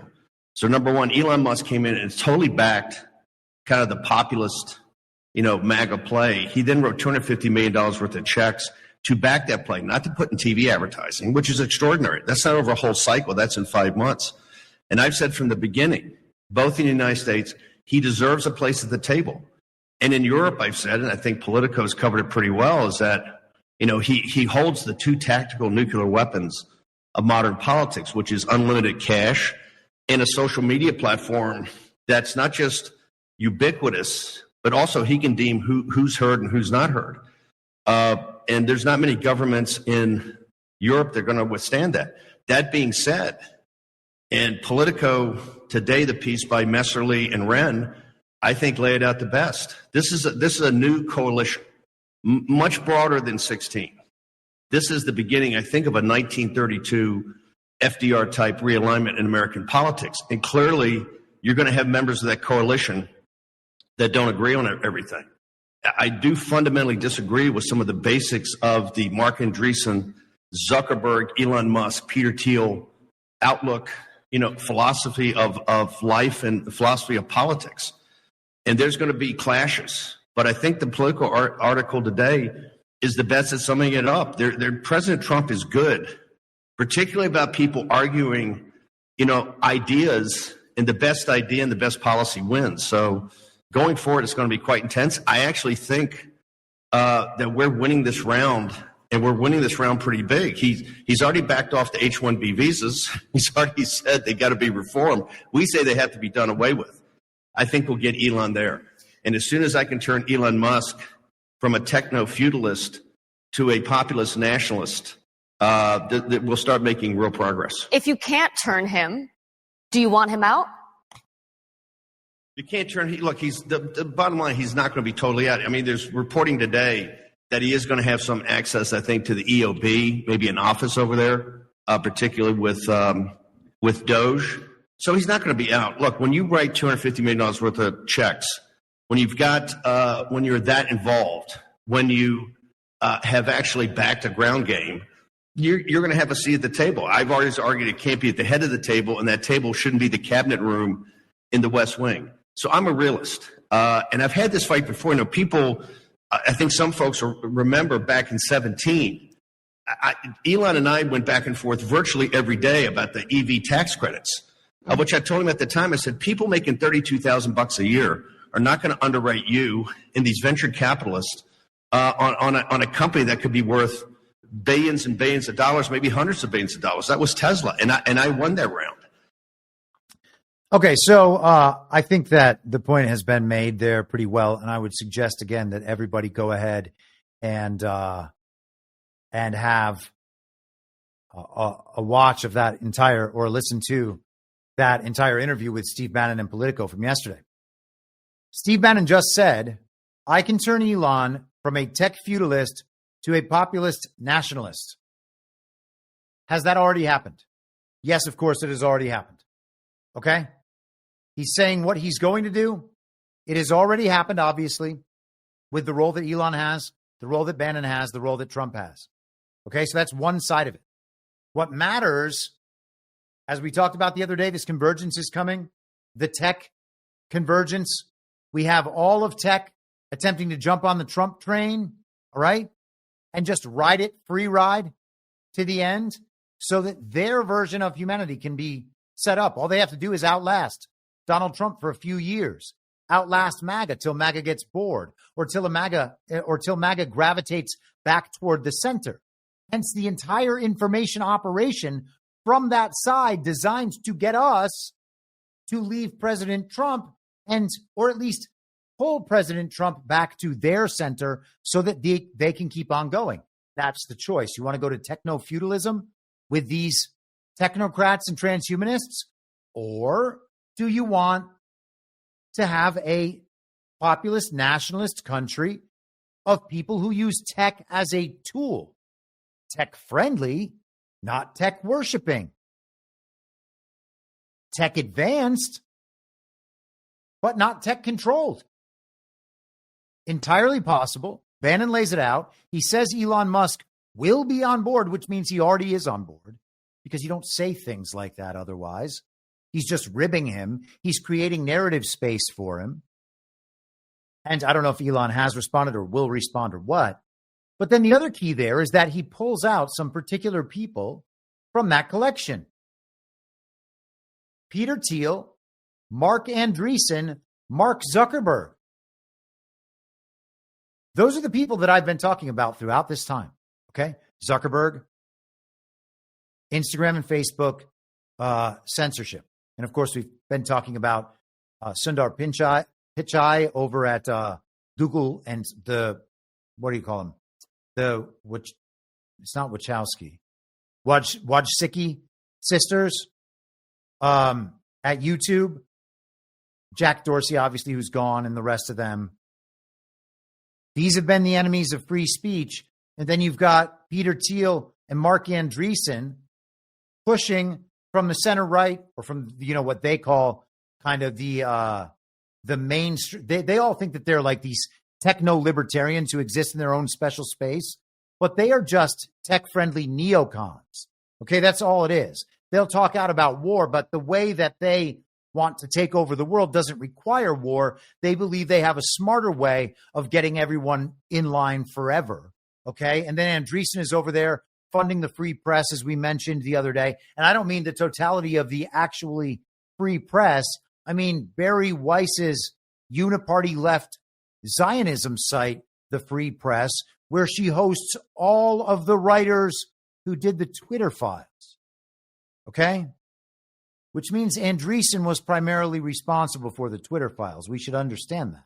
He probably facilitated that. And then the release was given to him to the extent that Elon wanted to do it, which is why it would have been such a limited hangout, such a ridiculous prepackaged intelligence product that was already the substance of Fox News programming prior to it ever being the Twitter files. And then, of course, you've got Peter Thiel, who's J.D. Vance's owner and Eric Weinstein's boss for a long time and friend. And he's friends with all of these people, he and Andreessen, and their media operations combined like that. Who knows how much input Thiel has into the whole Maha thing, also trying to wear MAGA as a skin suit and take its own power. All of this coming from the tech world, and Nicole Shanahan, who worked as the girlfriend to all of these people and essentially got tech industry information through an intelligence operation that featured her as their romantic interests, at least in a story sense. And of course, Tulsi Gabbard's in there somewhere as well. And they're trying to delay Tulsi's nomination. Who knows why? The machine sure has supported Tulsi and Pete really hard. And I don't know who else. Kash Patel, of course. Kash Patel is entirely separate from them. Obviously, the two of them are Fox News characters. Kash Patel is an occasional guest, but certainly not a Fox News television character. And obviously has higher stature within the long-term project, it would seem. So what Bannon indicates is a separation between Elon Musk and those prominent, high-level, intimately involved tech bros, okay? That speaks to what his motivation is relative to theirs, and it also speaks to what Trump's motivation is relative to theirs, which supports the idea that I spoke 2 days after Donald Trump, or whatever it was. Yeah, I think 2 days after assassination event number 1, that Donald Trump's announcement of J.D. Vance as a running mate on Truth Social was ridiculous. It was useless. It was just an announcement to begin a new narrative operation required by those very tech bros and Con Inc. That's Peter Thiel's guy. Peter Thiel and what's his name? Reid Hoffman were at a billionaire confab 2 days before assassination event number 1, talking loudly about making Trump a martyr. So that's a Thursday. Saturday, the assassination event. Monday, the announcement of J.D. Vance. And then that week, they have the Republican National Committee where Donald Trump wears a pillow on the side of his face. And we all just grovel for J.D. Vance and pretend that someday he'll be a real boy. J.D. Vance, vice president. Give me a break. That's Peter Thiel's guy, and it seems pretty clear that they're losing. Very likely, hence all the public displays of J.D. Vance being led around by an animal, literally led around by a dog. Don't know what to tell you. Brain Strain again, $10. Just wanted to thank you for hosting this party. I always enjoy the chat and love hearing your takes. God bless. Thank you, Brain Strain again. God bless you. PJ Corrigan says, Bitcoin query for you. Have you seen the NSA paper from 95? How to make a mint? Between that and the fact that Bitcoin uses, or that BTC uses SHA-256, it makes me suspect that it's an NSA creation. I can't get past that. Well, you don't have to get past it. It works or it doesn't work.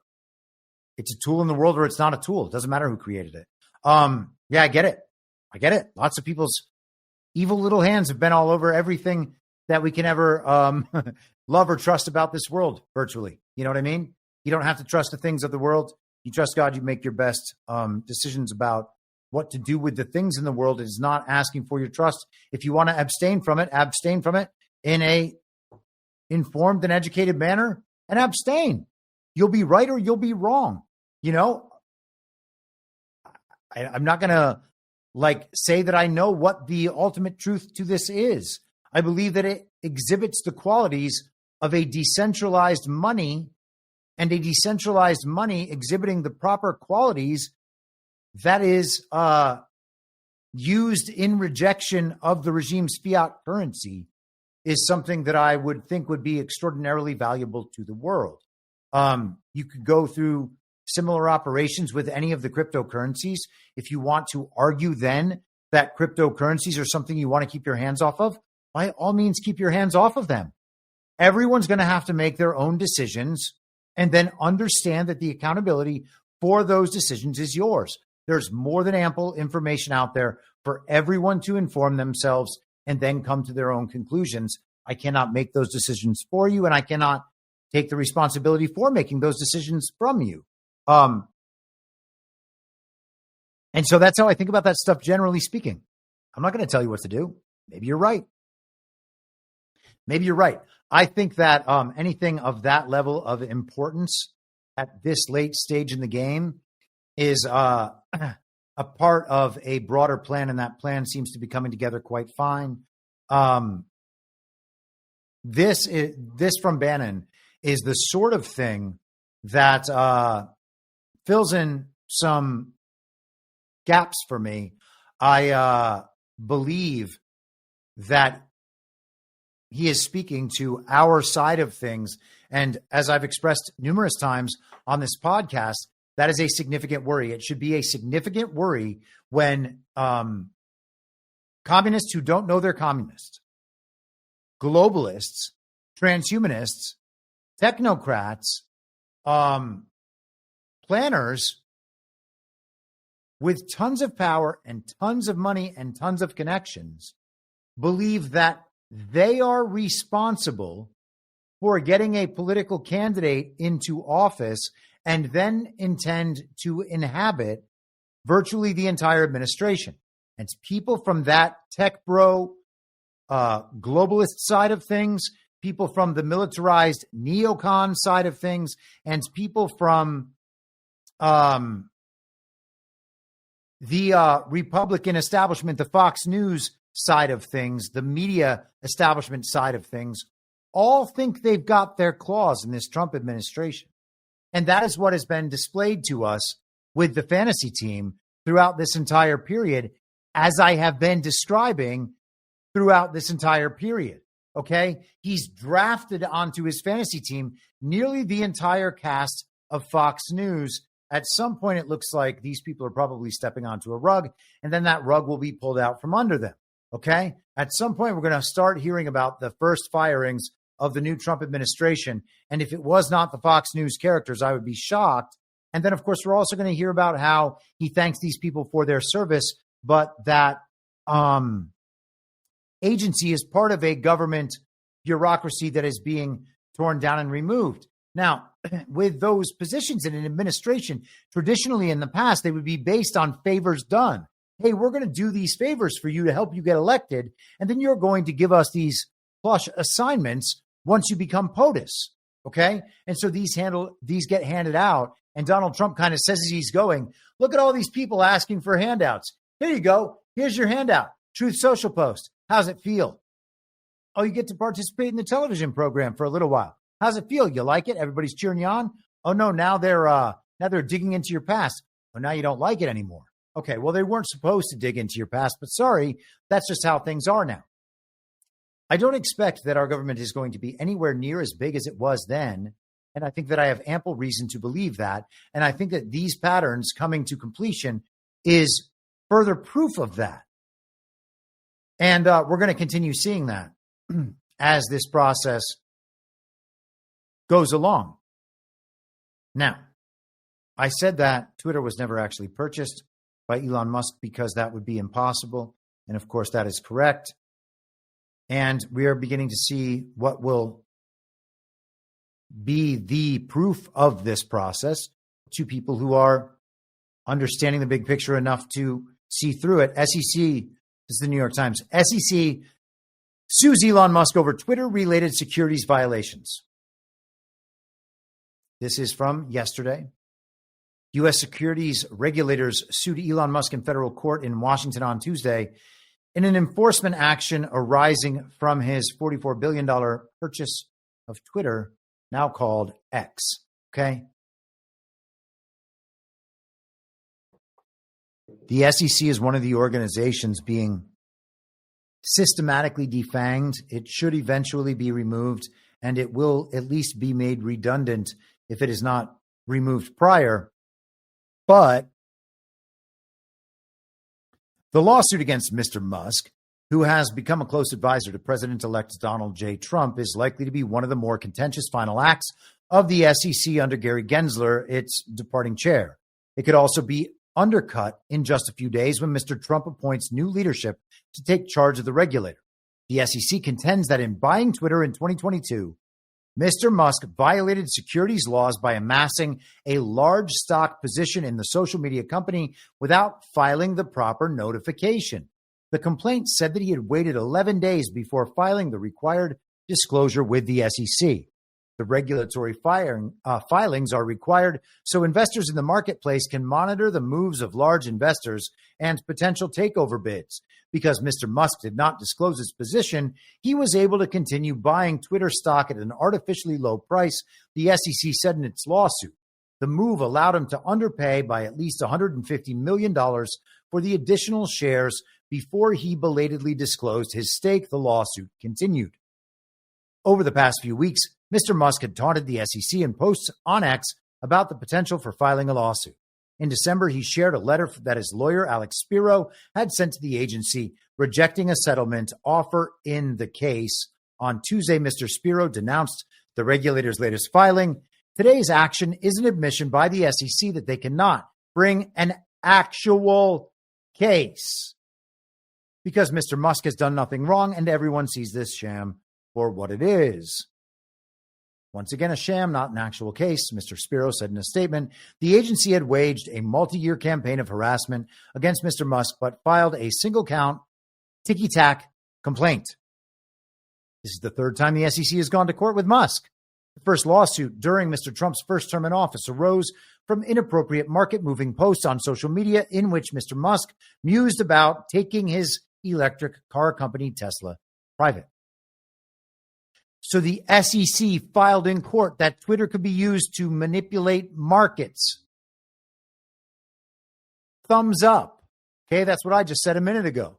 And people out there who think everything's a conspiracy theory would say, Twitter's not used to manipulate markets. It's not a DARPA tool used to manipulate markets.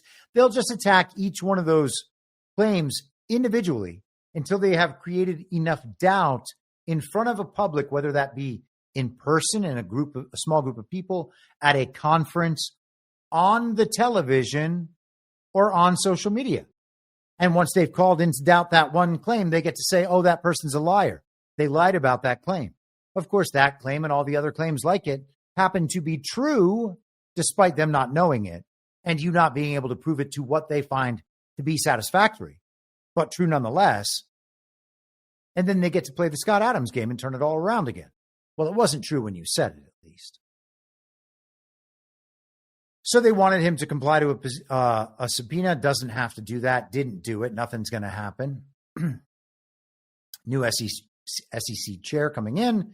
It will be up to the new administration and Mr. Trump's new appointees to decide whether to back back off and withdraw cases like the one against Mr. Musk. So the case is going to exist for about 5 days. It is a fake case in the first place, as just told by Mr. Spiro. And, you know, you're going to get the backstory and everything else in here. So once again, the problem is that Elon Musk, you see, he purchased Twitter. He did the impossible, purchasing Twitter for $44 billion, the greatest information weapon in the history of the world, from billionaires who use it as the greatest information weapon in the world to manipulate markets as admitted by the SEC, and of course, control geopolitics as admitted by the entirety of the regime, because they advertised its ability to do exactly that in the, I can't think of what it's called right now.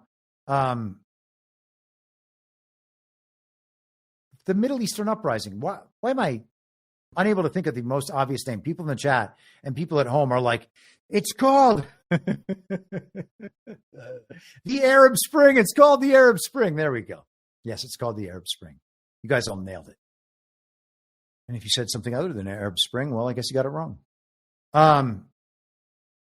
So the two things I said it could do.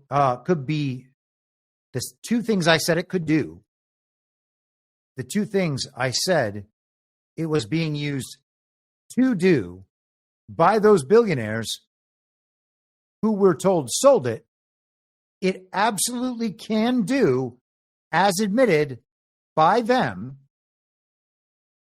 So the only thing is it possible that they would ever sell that to one of their adversaries? No, of course that's not possible. That should be the most obvious answer in the entire world. The reason that they arrange marriages with their cousins and transsexuals is because they want to maintain bloodlines. They don't sell their power to their adversaries for money they invent. They didn't do it then. They don't do it now. They won't do it now. They won't do it ever. Okay? They've never done it. So Elon Musk did not purchase Twitter. And now the SEC is saying, well, you know, we were that whole time the proof that Elon did purchase Twitter, and your ability to look at SEC documents was the proof that Elon purchased Twitter. Except, you know, here's the thing. He didn't actually fill out those documents. So the New York Times has just now essentially told you that Elon Musk did not purchase Twitter. And the outlandish thing that I said 3 years ago that people thought, well, that can't be it, is now fully admitted by the regime. That's just QED in my book. There's nothing else to say. That case is closed. Is the TikTok case closed? How long until? If you're an investor, how much is that information worth? Okay? Now, I would suggest we have a multi-trillion-dollar problem in our country that is created by exactly that phenomenon right there, and the fact that there is a handful of people in the world looking at that phenomenon while everyone else points and laughs.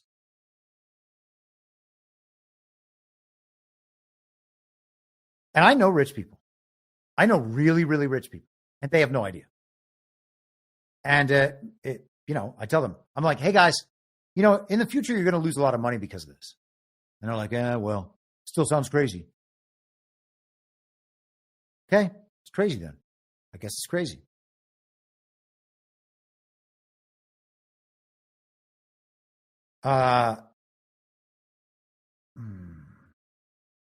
Let's go to this really quickly. This is from Reuters, another part of the regime, one of the mouthpieces. Trump's new SEC leadership poised to kickstart crypto overhaul. Okay. So we go from SEC to SEC. Is there going to be an SEC? I don't believe that there should be.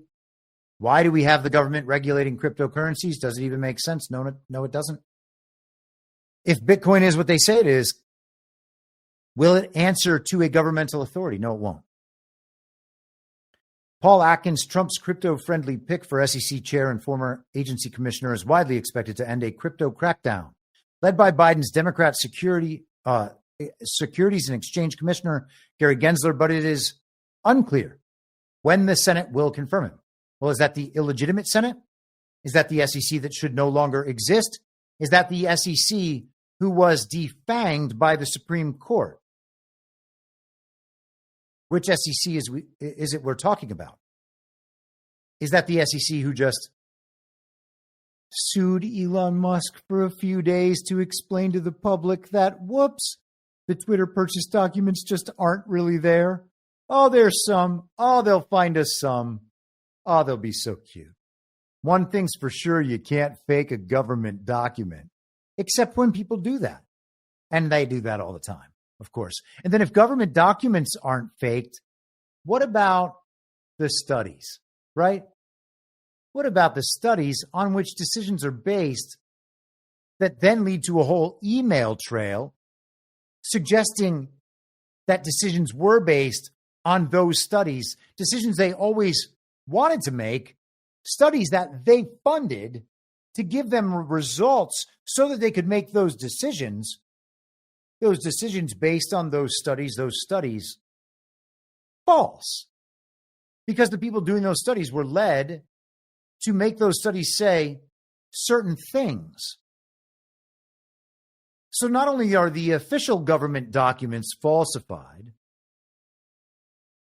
but the email chain pretending that the implementation of the agenda is based on those documents, and the spending priorities, for instance, are based on those documents, those are falsified as well. And everybody involved knows it, but they're all just still playing along.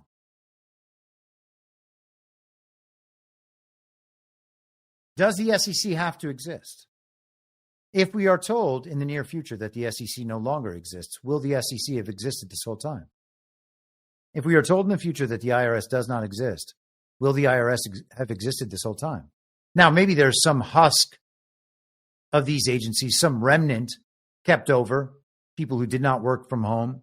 Who knows how many fake employees the federal government has, just to launder money in clever new ways. You know?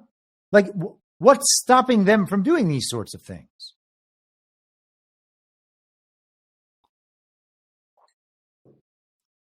When I'm talking about the false reality collapsing, this is what I mean. It literally collapses in on itself, okay? It collapses conceptually. And you're like, oh, there's only one concept that explains everything that's going on here. What's that concept? Falsehood. It's fake, okay? It's fake in enough respects. People at top levels know it's fake. So to them, it's not a fire destroying your neighbor's home. It is a demolition project for the infrastructure they plan to install for the 2028 Olympics and the 2030 agenda and the smart city agenda in Los Angeles. That's how it looks from their level. Your neighbor's house burnt down. What does that even mean? And if you look at it at that level,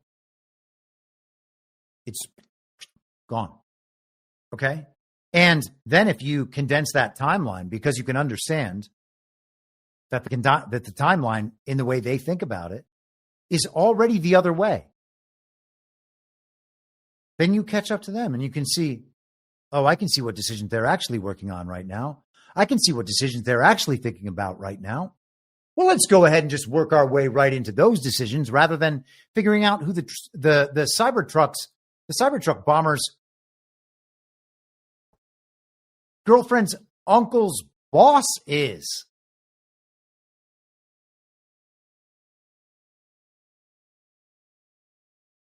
Or we could just defect from the entire thing and focus on our own needs at home and the needs of our family and the needs of our community. Once you realize that it's all bullshit, then the course of action is revert to zero and then see how much you really have to be able to go outward from where you really are. It is entirely possible that all of it can be fake. In the first few days of the new administration, the SEC is expected to begin a review of these court cases and potentially freeze some litigation that does not involve allegations of fraud. Said two of the sources, some of those cases should be eventually withdrawn. What did I say the other day? What was appropriate to still be monitoring within the crypto space because cryptocurrencies can be used as vehicles of money laundering and fraud. Well, somebody's still looking at that because that, under our current structure, is kind of important. The hope is that the cryptocurrencies themselves will make it impossible to commit this sort of fraud. But the way cryptocurrencies are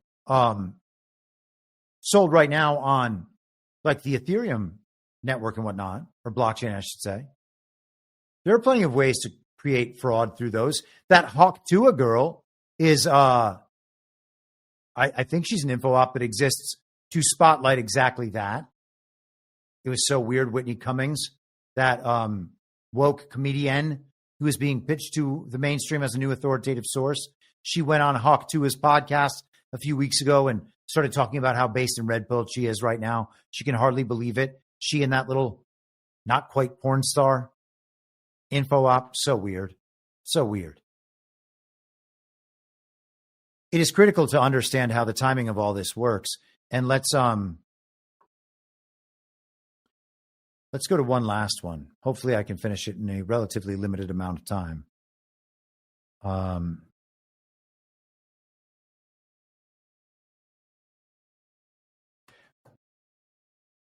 Okay, so I have talked about the paragliding go-kart incident from the very, very beginning. The paragliding go-kart incident is one of the most ridiculous things we have ever been shown. It is on par with the Afghanistan withdrawal, where they told people that this is a plane. It is the last plane leaving Kabul. People were clinging to the plane as it took off. This is the last plane out of Kabul. The last plane out of Kabul. And of course, it never was. The most ridiculous video that any of us have ever seen up until, potentially, the paragliding go-kart incident.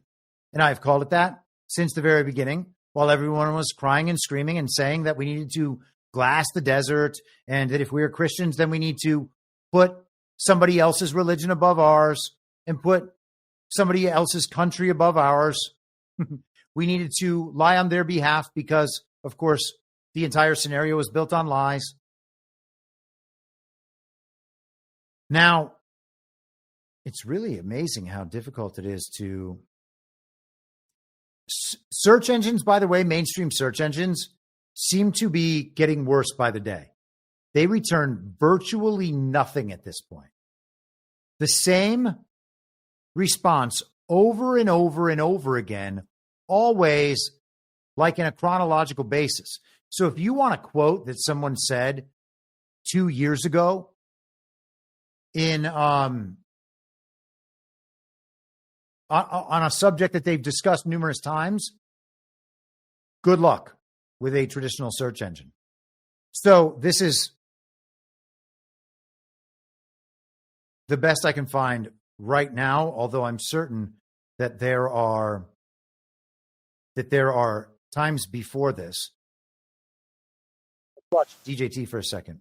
So this is from August of 2024, and I am absolutely certain he has said this much longer ago than that. Always demanding ceasefire. It's like incredible, like they never saw what happened. That would only give Hamas time to regroup and launch a new October 7th style attack, whether it's in a year or 2 years or 5 months or 10 years, on innocent women and children. And the hostages are largely dead. I've been saying it for a long while. If you've been watching over the last few days, Hamas is really being difficult to negotiate with. And the reason is they're dead. Not all, but almost all, a lot. And I watched the way they grabbed that one young girl by the hair and dragged her in, the way they treated her. They're not keeping people around for now 3 years. They're not going to be taking care of them for 3 years, what they've done. And they're probably saying to themselves, we blew it. because everybody wants them to negotiate. They're willing to give them anything. All they do is they want their hostages back, right? They want their hostages back, and Hamas keeps saying, oh, the hostages are gone. They're probably saying to themselves, why did we kill everybody? And then he says, I think you're going to have very few people left. So Trump says that there aren't hostages. And of course they're not hostages. The hostage that he mentioned is a girl from a fake assault in a video that was put out during the paragliding go-kart incident, when they were spreading stories about decapitated babies and babies in ovens that were fake stories that were told 33 years ago to the day by the George H.W. Bush people. Ben Shapiro went along with it. He's in the neocon tech bro side of the info op. Very well funded at the Daily Weimar. It's no mistake that Peter Thiel is gay. Is Mark Andreessen gay? Mark Andreessen must be gay. Seems very gay. Is Mark Andreessen gay? There is no evidence. Oh, I guess he's married. Well, he's awfully gay. And then you have Barry Weiss, who was also 100% in on they raping everybody up in here. They're cooking babies in ovens and decapitating babies from the paragliding go-kart incident. Okay? The hostages were gone. And that's 6 months ago. And he was saying it a long time before that. For a year, at least, the hostages have been gone and dead. Or dead. Who knows whether they were gone or dead? Today, we are told, and by the way, why are they gone or dead? Because there weren't hostages. How can you prove there weren't hostages? Well, there is no way that you can prove there ever were. And now the story is wrapped up and dusted and gone. Today, Israel and Hamas agree to Gaza ceasefire deal, officials say. New York Times. Negotiators from Israel and Hamas. Oh, no. I grabbed the wrong article. Let's just do the short version then. We'll read a couple of these updates. Negotiators have agreed to a ceasefire in Gaza after more than 15 months of devastating war, officials said on Wednesday. 15 months of devastating war. They are building the Ben Gurion Canal, and they are probably taking out occasional regime cells of terrorists and disruptors. This is what the regime sets up all over the world. I'm sure that could be happening. They are also doing demolition projects similar to Los Angeles, and all of these things are being disguised as a war. If you are Donald Trump, do you report to the world that things are being disguised as a war but are not a war? Or do you find a way to use what they are doing against them to expose what it is they are actually doing so the world does not keep heading in that path under the guise of neoconservatives dressed as MAGA supporters? Okay? Can you understand what I've been going after these last 2 years? It's this thing. The ceasefire is set to take effect immediately, according to a White House official. Its first phase will last 6 weeks, and hostages will start being released during that phase, though it was not clear when that could begin. The official spoke on the condition of anonymity because of the sensitivity of the deal. Its first phase will last 6 weeks, and its hostages will be released over that time. And then we will hear stories of these hostages, and we'll get video about them returning to their families. Okay? And all the while, people will be like, this is real, this is real. Oh, look at this sweet story. And it's going to give all those totally brainwashed and indoctrinated Jews in the country, and I'm not saying that with any condescending tone whatsoever. There are plenty of indoctrinated Christian Zionists in this country who will be the same way. It'll give them all some sort of closure, all the little church ladies whose pastors have spent the last 15 months lying to them. All of them will have some closure. Well, at least we can let go of that now because the hostages have been returned. Okay. The office of Benjamin Netanyahu, the Israeli prime minister, said in a statement that the number of clauses in the agreement remained unresolved, but that it was hoped that those would be sewn up later tonight. So the deal's all done, but there's still some things that aren't done, says Netanyahu, which means that the TV might have announced the deal a little early, but we'll see. Relatives and friends of Israeli hostages went out in the streets and partied. Look at them. They're so happy the hostages are out. See this, how it says, bring him home now in English? This is a very real Adidas sign right here that says, bring him home now in a very real Israeli sign, I should say, Adidas sweatshirt that brings him home right now. This operation has been going on for a long time. This operation is directly connected to intel organizations, as we have discussed before. This is a staged photo opportunity. This might even be AI. There is no reason to believe this is not AI. This is absolutely something that could be created by AI. Continue down. Chuck Schumer says it will free hostages and reduce violence in Gaza and harm to innocent civilians. It's a good deal for everyone, the ceasefire. More pictures. Oh, we're celebrating everywhere. Here is us celebrating with red and green and white rather than with, there's no blue and white in that picture, only black and red and white. Wonder what it means that this part of the global Zionist regime is using red and black and white rather than their traditional blue and white or blue and yellow. So hostages. The number of hostages is said to be, where are we going to, look at this, more black, red, and white. Oh, gosh, I haven't been showing you the screen the whole time. Apologies for that, guys. Let me pull this up just real quickly so that you can see what it is I'm referring to by the pictures here. Of course, if you're listening at home, you would have never seen it to begin with, so it does not matter. So here we have a picture of people celebrating their friends and relatives, these hostages being returned, red, black, and white on their signs all over. Then we have the green, red, and black of Palestine here. And then we return to these signs, red, black, white, red, black, white, same organization. Bring her home now. Bring him home now. This is an info op, just like Bring Our Girls Home was, just like Me Too was, or Time's Up was. It's all the same thing. Okay, they design these ops. They get money in. They do the media thing. They hire Hollywood people, film crews, whatever it is, to make these little videos where they have the people of Israel. This is a message of the people of Israel to these hostages. You know, here's what friends are saying. They film scenes. That is what they do. They film scenes. There's not something else that they do. I wish it was a different way. But it's not a different way. It's not how we were taught it was. Instead, it's this way. Okay? It's not both ways at the same time. It's only this way. And if you want it to be the other way, then you have to strip all this thing away. Otherwise, just understand what you're interacting with is both things, which means that you take a stance of firm skepticism and do not do what the thing demands ever.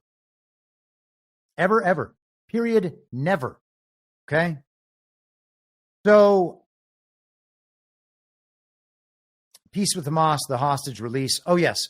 So they are striking a peace deal with Hamas. Actually, before we talk about that, let's listen to the fake president tell us what has happened here as he attempts to take credit for this thing that has gone on for 15 months and is being resolved 4 days before his fake presidency ends. I mean, how much worse could it get for these retards? Oh, and you know what? Actually, we'll preface it with this. Oh, no, let's do this one, and then we'll do that one next. I'm just, redesigning the entire outline here in my head. Hamas and Israel have agreed to that ceasefire agreement and the whole ending the war. Those of you who have followed the negotiations can attest The road to this deal has not been easy. I've worked in foreign policy for decades. This is one of the toughest negotiations I've ever experienced. And we reached this point because of the pressure that Israel built on Hamas, backed by the United States. Hamas's longtime leader, Sinwar, was killed. Hamas's strongest supporter, Iran, launched attacks on Israel. And those attacks failed after my administration organized a coalition of nations to stop them. And after I ordered the U.S. ships and planes to come to Israel's defense, we also shaped Israel's strong and calibrated response, destroying Iran's air defenses. They built a pier that fell into the sea. That's the only story we have about them actually helping. In terms of the air defenses,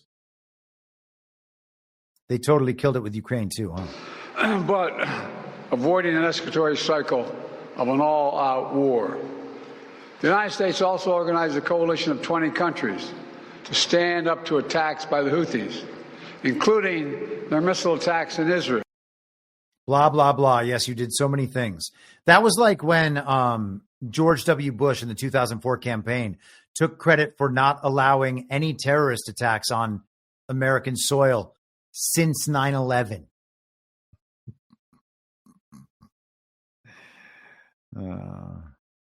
Congratulations, Joe and Kamala. Kamala talked throughout her fake campaign about how they were about to get a ceasefire in the whole Israel-Gaza thing.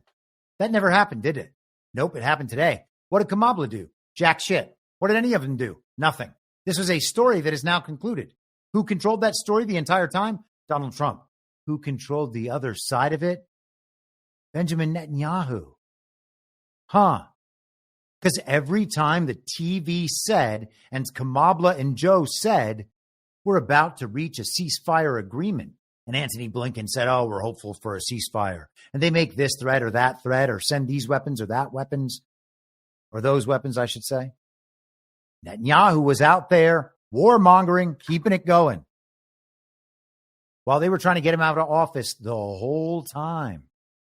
So is Netanyahu a good guy? Is the history of Netanyahu a good guy? Nope, doesn't have to be. All it has to be is that he's our boy Bibi now. And it seems like he is our boy Bibi now. And so we're told that Israel has reached a negotiated settlement with Hamas. But we're also told that Hamas is a terrorist organization and that they all have to be killed. We need to glass the desert. We need to get each and every last one of them. And Israel should just keep going until it has killed each and every last member of Hamas, the terrorist organization. And we have known since, what was that movie? Harrison Ford. Gosh, I can't remember it. I blew it. I had a great rant going and then I blew it. Harrison Ford in the back of the plane at the very end. We don't negotiate with terrorists. No one negotiates with terrorists because you encourage more terrorism. Well, it seems like the entire global regime has negotiated with a terrorist. Israel, in fact, has negotiated with the very terrorists who supposedly want to wipe them off the map. And the people Israel openly boasts about wanting to wipe off the map. All the people like Ben Shapiro, the people in the Peter Thiel information operation, the people in the DeSantis simp operation, the people in the Con Inc. media operation. All of those people wanted to glass the desert. They wanted Israel to hunt Hamas down to the last day. They wanted the, what were their names? Benny Gantz. They wanted him to be in charge of everything. And they wanted the war to go on forever. And here we have Israel coming to terms on a peace deal with Hamas, the terrorists. So Israel has negotiated with Hamas. Is Hamas a terrorist organization if a nation state of the stature of Israel is negotiating with it? The better connection is the one in reverse. If Hamas is negotiating with Israel, and the other Middle Eastern nations are negotiating with Israel in order to normalize relations, who is recognizing which illegitimate state? There are 28 countries in the world right now who do not recognize Israel. And maybe there are more recognizing, maybe fewer will recognize in the future. But a whole lot of countries recognize, Palestine as a nation. And I'm not expressing an opinion. I'm not rooting for Israel and against Palestine. That's not my business. I'm trying to figure out what the real story in geopolitics actually is so that we can understand this regime up and down and then back and forth throughout time. And that is exactly where we are ending up through this process. Okay? So Israel has negotiated with Hamas as though Hamas were a nation state, as though Palestine were a nation state. And Palestine is a nation state. And to the extent that Israel is actually negotiating something real and is going to stick around, then this, my friends, is a two-state solution, which has already existed for 4 years. And sooner or later, we'll find out that it did exist the entire time. And then everything that has happened for the last 4 years has been to show us this and get the public's perception of Israel to adjust to something that is at least in the realm of reasonable and rational and reality-based, rather than Israel is our closest ally. The Bible says we have to protect the global regime proxy state of Israel at all costs.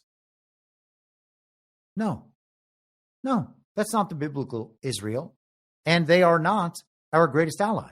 They are not our ally of any kind whatsoever, except to the extent that we are both owned by the same people.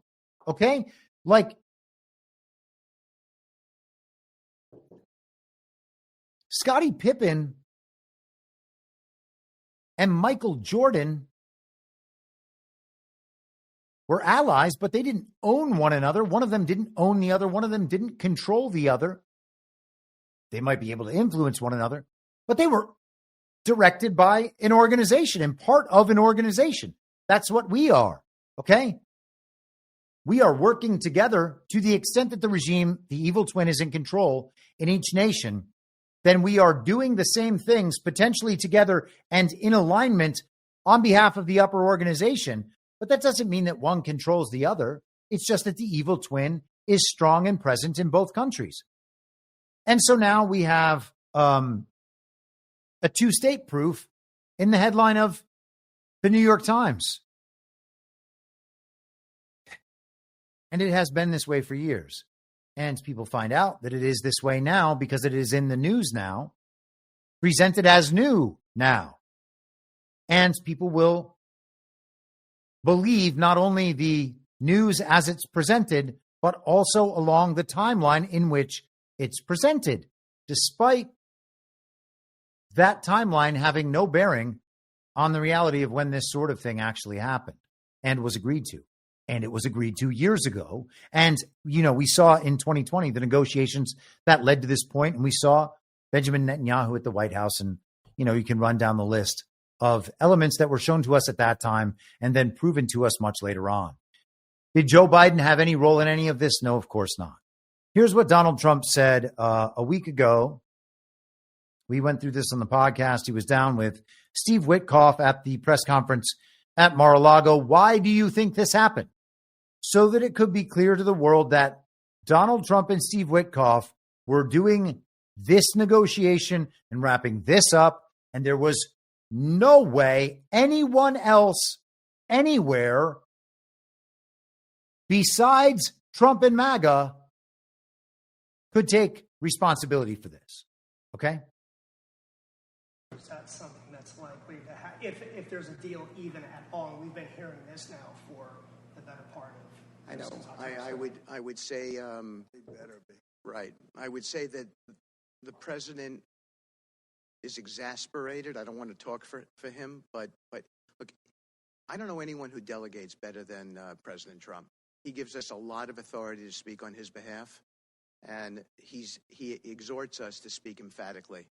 And emphatically means you better do this, because the alternative. Do you think they're waiting for President Trump to take office? No, I think they heard him loud and clear. Better get done by the inaugural. But when you say all hell will be paid, all hell must be paid if they don't release the hostages. Well, do I have to define it for you? All hell will break out. If those hostages aren't back, I don't want to hurt your negotiation. If they're not back by the time I get into office, all hell will break out in the Middle East. And it will not be good for Hamas, and it will not be good, frankly, for anyone. All hell will break out. I don't have to say anymore, but that's what it is. And they should have given them back a long time. They should have never taken them. There should have never been the attack of October 7th. People forget that. But there was. And many people are. All right, so we've heard that story. We went through that on the podcast last week, and I would again encourage everybody to listen to the press conference at Mar-a-Lago last week. So they're going to be responsible for getting the peace deal, getting the ceasefire, getting the hostages back. Okay, those were the three requirements of this narrative operation.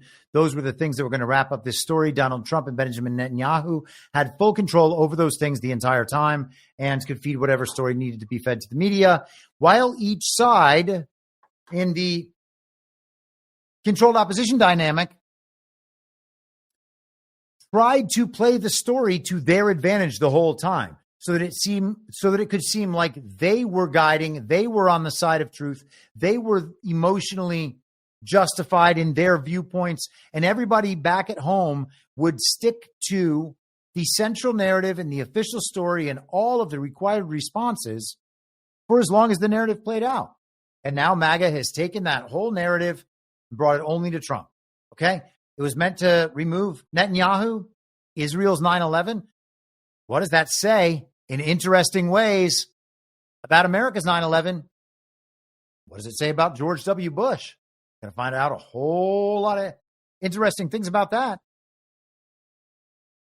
I don't know. I mean, the possibilities are endless. This maybe George W. Bush is year 2000's Hunter Biden. I don't know, man.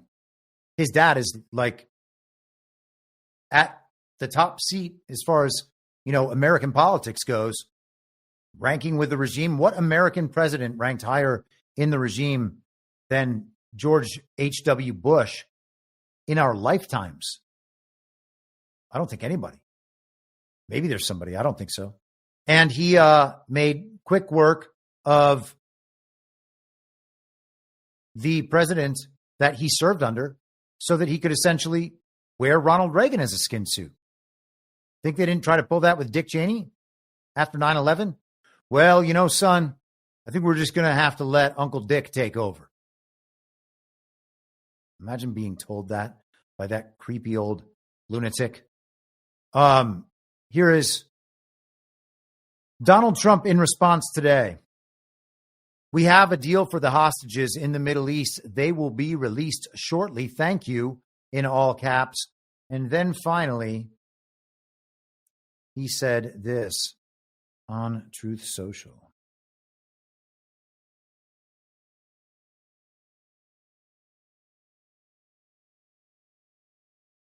This epic ceasefire agreement could have only happened as a result of our historic victory in November, as it signaled to the entire world that my administration would seek peace and negotiate deals to ensure the safety of all Americans and our allies. I am thrilled American and Israeli hostages will be returning home to be reunited with their families and loved ones. With this deal in place, my national security team, through the efforts of Special Envoy to the Middle East, Steve Witkoff, will continue to work closely with Israel and our allies to make sure Gaza never again becomes a terrorist safe haven. We will continue promoting peace through strength throughout the region as we build upon the momentum. Gosh, 3 hours in. I can talk my way through the rest of this. The momentum of this ceasefire to further expand the historic Abraham Accords. This is only the beginning of great things to come for America and indeed the world. It was only possible because of the election win. And Donald Trump describes for us how that election win was achieved over and over again. What is his answer? Is it ballot harvesting? Is it, what did they do with the Charlie Kirk Scott Pressler operation? They were going to leave no ballot behind. They were going to They were ballot chasing. That's what they were doing. They weren't just harvesting. They were chasing. They were going to get every single ballot and registration. Is that how we won? No, but they sure did take credit. And the mainstream media gave them credit. But that's not how they won. There was a public mandate achieved. That's how it was won.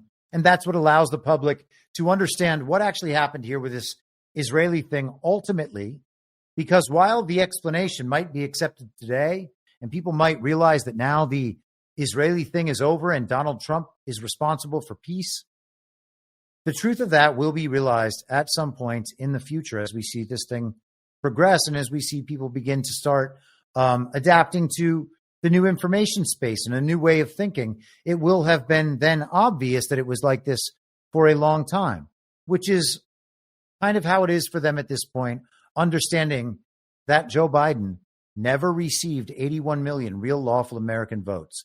He never won a real election. He was never actually certified.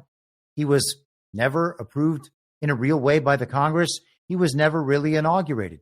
He did not serve 4 years as a president and commander-in-chief of the United States of America under the Constitution. None of that ever happened. But they did film the scene. Okay, I'll be back tomorrow at the same reasonable time on the same reasonable podcast network. That will be a public episode. On Friday, I am going to post the audio of my appearance on The Narrative with Burning Bright from Sunday night on Badlands Media. And if you haven't heard that, maybe you can replace your normal podcast listening with that episode featuring me and my good friend Burning Bright. And let me check the chat one more time. We are good there.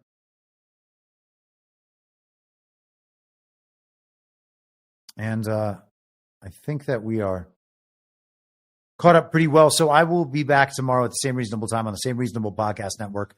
I don't have a network. Masks and lockdowns don't work. They lied to you about a pandemic. And Joe Biden will, of course, never be president. Well, what? You know who I am, don't you?